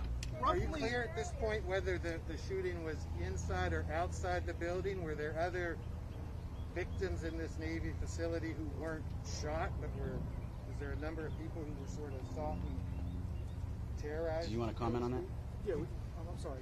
Come up to the mic. I guess first question, do you know now for sure whether it was inside or outside, and was there a number of personnel in this Navy facility beyond the two who were wounded? Step up to the mic and just tell me who you are. Sorry, Lieutenant Andrew Alcorn, last name Alcorn. To answer your question, I don't know if there were any additional Navy employees inside of the installation when it occurred. I can tell you that the shooting occurred inside of the building, yes. Lee, how long was he roaming around with that rifle before he got to Fort Detrick? The call came in here at 8:20, and then I think you said 8:45 he made it to Fort Detrick. So during that time frame, we had reports of his vehicle in the area, and we were actively searching for him during that entire time. This is News Now from Fox. Right now we are listening into the latest update on the Frederick shooting. All we know right now is that 2 people were injured after a shooting near Fort Detrick in Frederick, Maryland on Tuesday morning. Police were called for an active shooter situation at 8:20 a.m. in the Riverside Tech Park area. When officers arrived on the scene, they found 2 adult males injured. The victims were flown by helicopter to Baltimore. One of the victims was released Tuesday afternoon, while the other remained in critical condition, this according to the Navy. Right now, some of our reviewers will see a very quick 2-minute commercial break, and when we return, we'll have the latest remarks from Texas Lieutenant Governor Dan Patrick on the controversial voter legislation that's being signed into law. We'll be right back.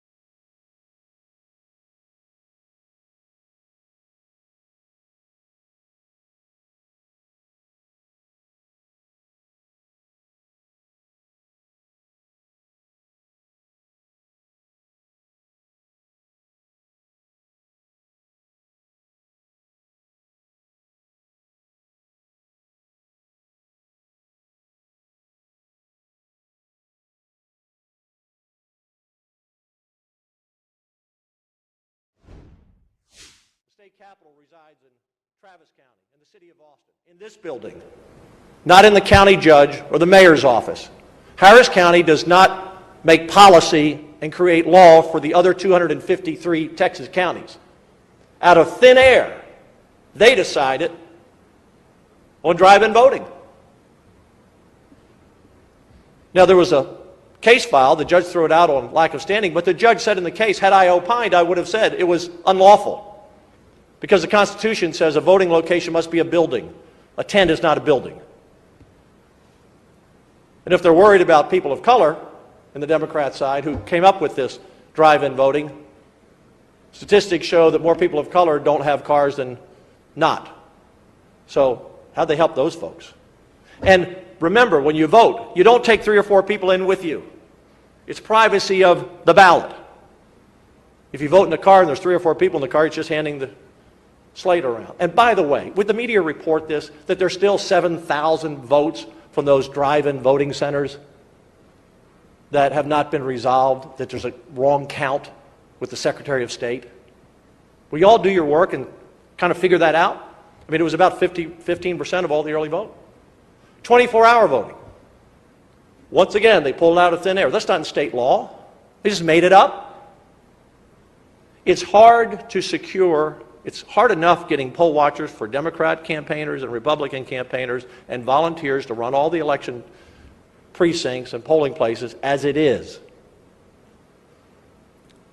Not that many people voted, and in Senate Bill 7, we actually expand voting till 9 p.m. The idea that we're cutting back on hours, another lie. We require that counties of 100,000 or more have at least 12 hours, but we've said you can now keep your polling places open until 9 p.m. if they choose to. But 24-hour voting, people have plenty of time to vote. Again, we're not repealing a law. It was something that Harris County made up on their own. And then there was this issue of sending ballots out to everyone. People say, well, Dan, why wouldn't you want to send a ballot to everyone out there? Because people move. People die. Ballots go to homes and apartments where the voter no longer lives. What's the one question they asked you when you go to vote? I bet no one here in the media can answer the question. What's the one question they asked you? Is this your current address? Addresses aren't always updated. So you have thousands or millions of votes potentially going out to homes where the people have died or have moved. Our law is simple. You request a mail-in ballot, we send you the form, you get it. No one complained about that before. It's worked very well. But again, Harris County. Thank God Harris County is not the capital of Texas, because all the other 253 counties would have been shut down like Harris County was to business. And Texas would be like California and New York if Harris County was in charge. And criminals would be running rampant on the street because in Harris County they can't keep people charged with serious crimes in jail. The judges just let them out. We'd have crime all over the state if Harris County were in charge. So what is, before I take your questions, what does Senate Bill 7 do?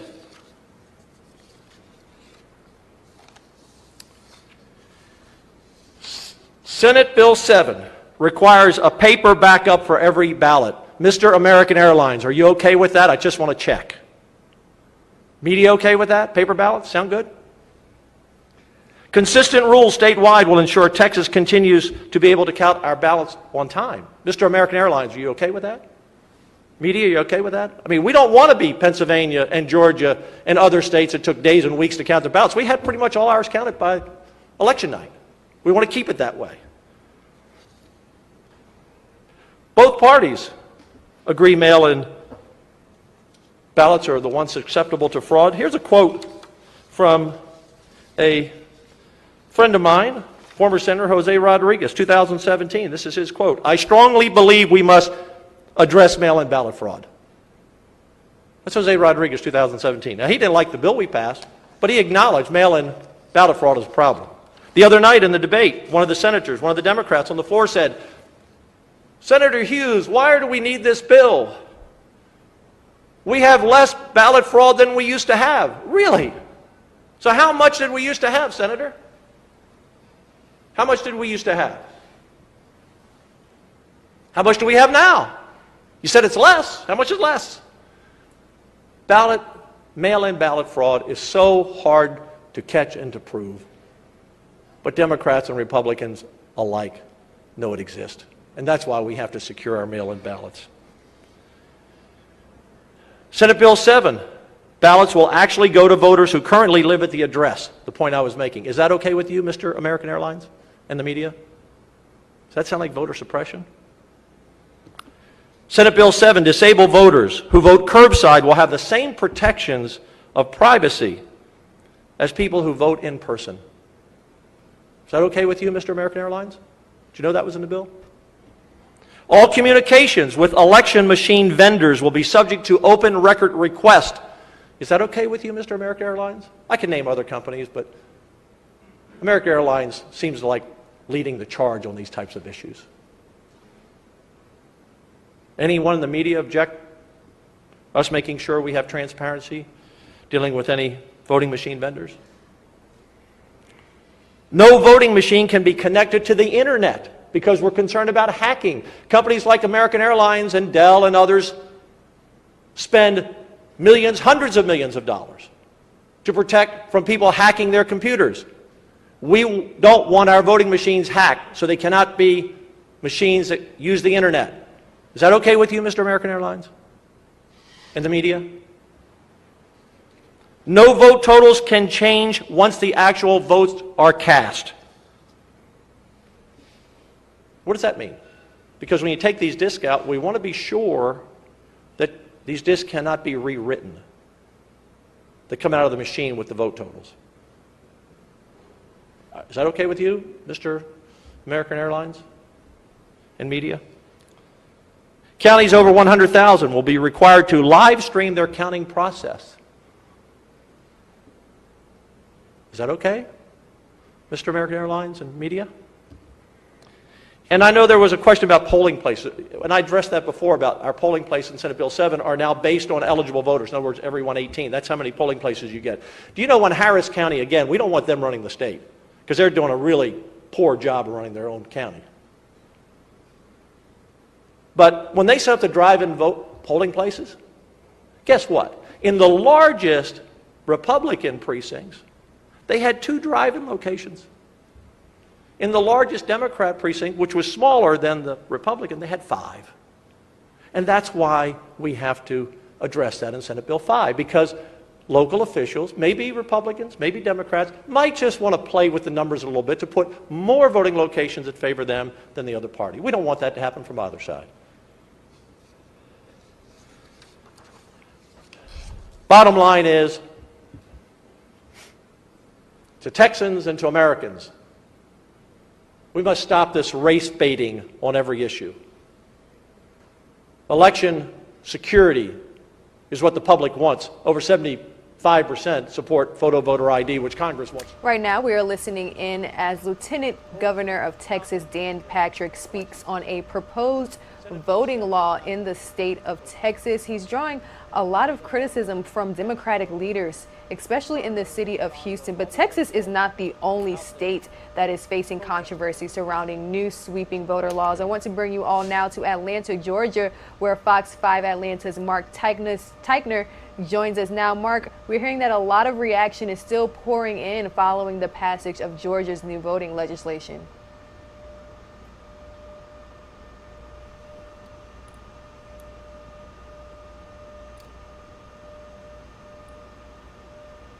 Major corporations from the Atlanta area. These are companies that you obviously have heard of: Home Depot, Delta, Coca-Cola, some of the biggest companies in the world.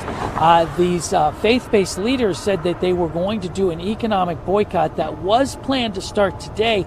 They actually have postponed it until next Tuesday. The reason for that, well, the Coca-Cola CEO and chairman actually reached out to these faith-based leaders and said that they would be willing to put together a meeting with them and a number of business leaders from the Atlanta metro area. And as a result of that, the folks who are supporting this boycott said that they would like to give what they're calling a good faith effort to see if they could get anywhere with this particular meeting. Now, what's got these people so upset is they say these companies didn't do a good enough job at stopping this law from going into effect. They say that now it's a little too late for these companies to come out with these statements, and Coca-Cola and Delta, as well as a ton of other companies, have come out against the Georgia law, but they say it's basically too late to get anything done, so they would like to see them take a bigger stand, possibly help repeal it, or help make sure that other states don't follow Georgia's suit. Now, because of these statements that these companies have come out with, they're now feeling heat from the other side, from the right. They're calling for boycotts against them as well. In fact, former President Trump just released a statement yesterday where he said the law didn't go far enough. He wanted to see it be even stricter. He was calling on his supporters to boycott what he's calling woke companies that are against voter ID and fair and free elections. So it seems like these companies are really getting it from both sides. They got it from the left, they're getting it from the right. In a lot of ways, they're not really sure how to take care of this issue because obviously the last thing they want to do is alienate half of their public. So they're trying to work their way through this as everyone here tries to deal with these new laws and these new restrictions on some side, expansions on the other that are going to go into place here in the state of Georgia. Fox 5 Atlanta's Mark Teichner, thank you so much for joining us on News Now from Fox. Definitely Sure. a continuing conversation to have. Sure. All right, guys, stay with us. We will have a quick 2-minute commercial break. We'll be right back.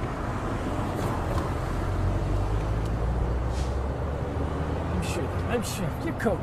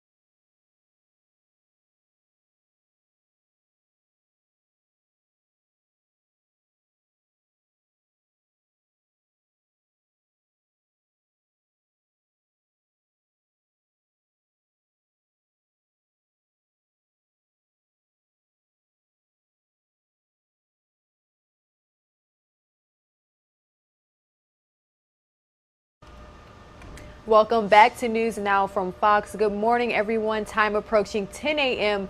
right here on the East Coast. If you're just now tuning in, my name is Rain Augustine, and we are bringing you the top headlines and stories that you need to know for throughout the day right here on News Now from Fox. And I want to talk about the latest coronavirus news. We are all getting more information as new vaccines are continued to rolling out, but what about plant-based vaccines? Well, Fox 26 Houston recently spoke with Dr. Sarah Hansen of DM Clinical Research about their efforts to recruit participants for the new plant-based COVID-19 vaccine trials. Civil lawsuits against Texans quarterback Deshaun Watson, alleging varying degrees of sexual misconduct and assault. And in just a few hours from now, the attorney representing those women is promising, quote, important and significant developments in the case. So as we wait for that, we bring in Michael McCann, who is a legal analyst and a sports legal reporter, to break down these developments. Michael, thanks for your time. Along with these 22 civil suits, we now have one criminal complaint filed with HPD. As far as I know, we do not yet know if that woman is one of the 22. But how does this change things for Deshaun Watson going forward? That's right, Sally. So we don't know whether she's one of the plaintiffs in the multiple litigations or if she's another person. We also don't know anything about what her complaint is about, which is also important. We don't know whether it fits the pattern that has been described in the civil litigation. But the significance of it is that this sparks the Houston Police Department to conduct an investigation, meaning the Houston police will try to get evidence. They may use the subpoena power. They may try to get records from the Texans, certainly from the various massage therapists who have been brought on into this controversy. We know that Watson, at least based on those that have accused him or those that defend him, retained over 40 people to be a massage therapist. I think certainly the police will want to try to figure out, is that normal for an NFL player to hire so many different people to provide the same service? But of course, the real danger for Watson is that the investigation leads to a potential criminal charge. That would be a game changer and certainly much more threatening than civil litigation. His attorney, Rusty Hardin, said in a statement that they welcome the criminal filing, which seemed sort of odd to hear that you would welcome a criminal filing, but they said that this is so that they can finally get the name of one of the accusers. At this point, how is Watson's defense shaping up? Yeah, it is a little odd to say no one wants to welcome generally being the target of a criminal investigation. But his point, as you mentioned, Sally, is that they don't know who these other therapists are, at least they claim not to, that all of the civil lawsuits have been filed anonymously, which is permissible, which may not remain so. At some point, one of the judges could say this has to, the seal over this case can't continue. But Hardin has argued that he doesn't really know much about the nature of the accusers. So now this person's identity will become known through the criminal process, at least based on what Hardin believes will happen. In terms of his strategy, of course, has been denied. That has been at the top of it, to categorically dispute any of the allegations. And there was also a statement by 18 massage therapists who purport to have treated Watson, in which they said that he was respectful and didn't do anything wrong. So at this point, the defense is to deny. It's possible at some point Watson could go on the legal offensive by countersuing some of the complainants, arguing that this is that what they're doing is trying to distort justice and interfere with his contractual relations with his employer, with the NFL. We'll see how it plays out, but for now, it's denied. Let's talk about the NFL, because there is one scenario that is being talked about as the NFL investigation continues, that Deshaun could possibly still get paid but not play. Explain to us what the commissioner's exempt list is. Yeah, so the commissioner has the power to put someone on what we would normally say is administrative leave. That's how it's normally described in the workplace, where someone is told, don't go to work, but you'll still get paid. And that person is usually the subject of an internal investigation. In the NFL, similarly, that power exists through what's called the exempt list. The commissioner will exempt someone from eligibility to play.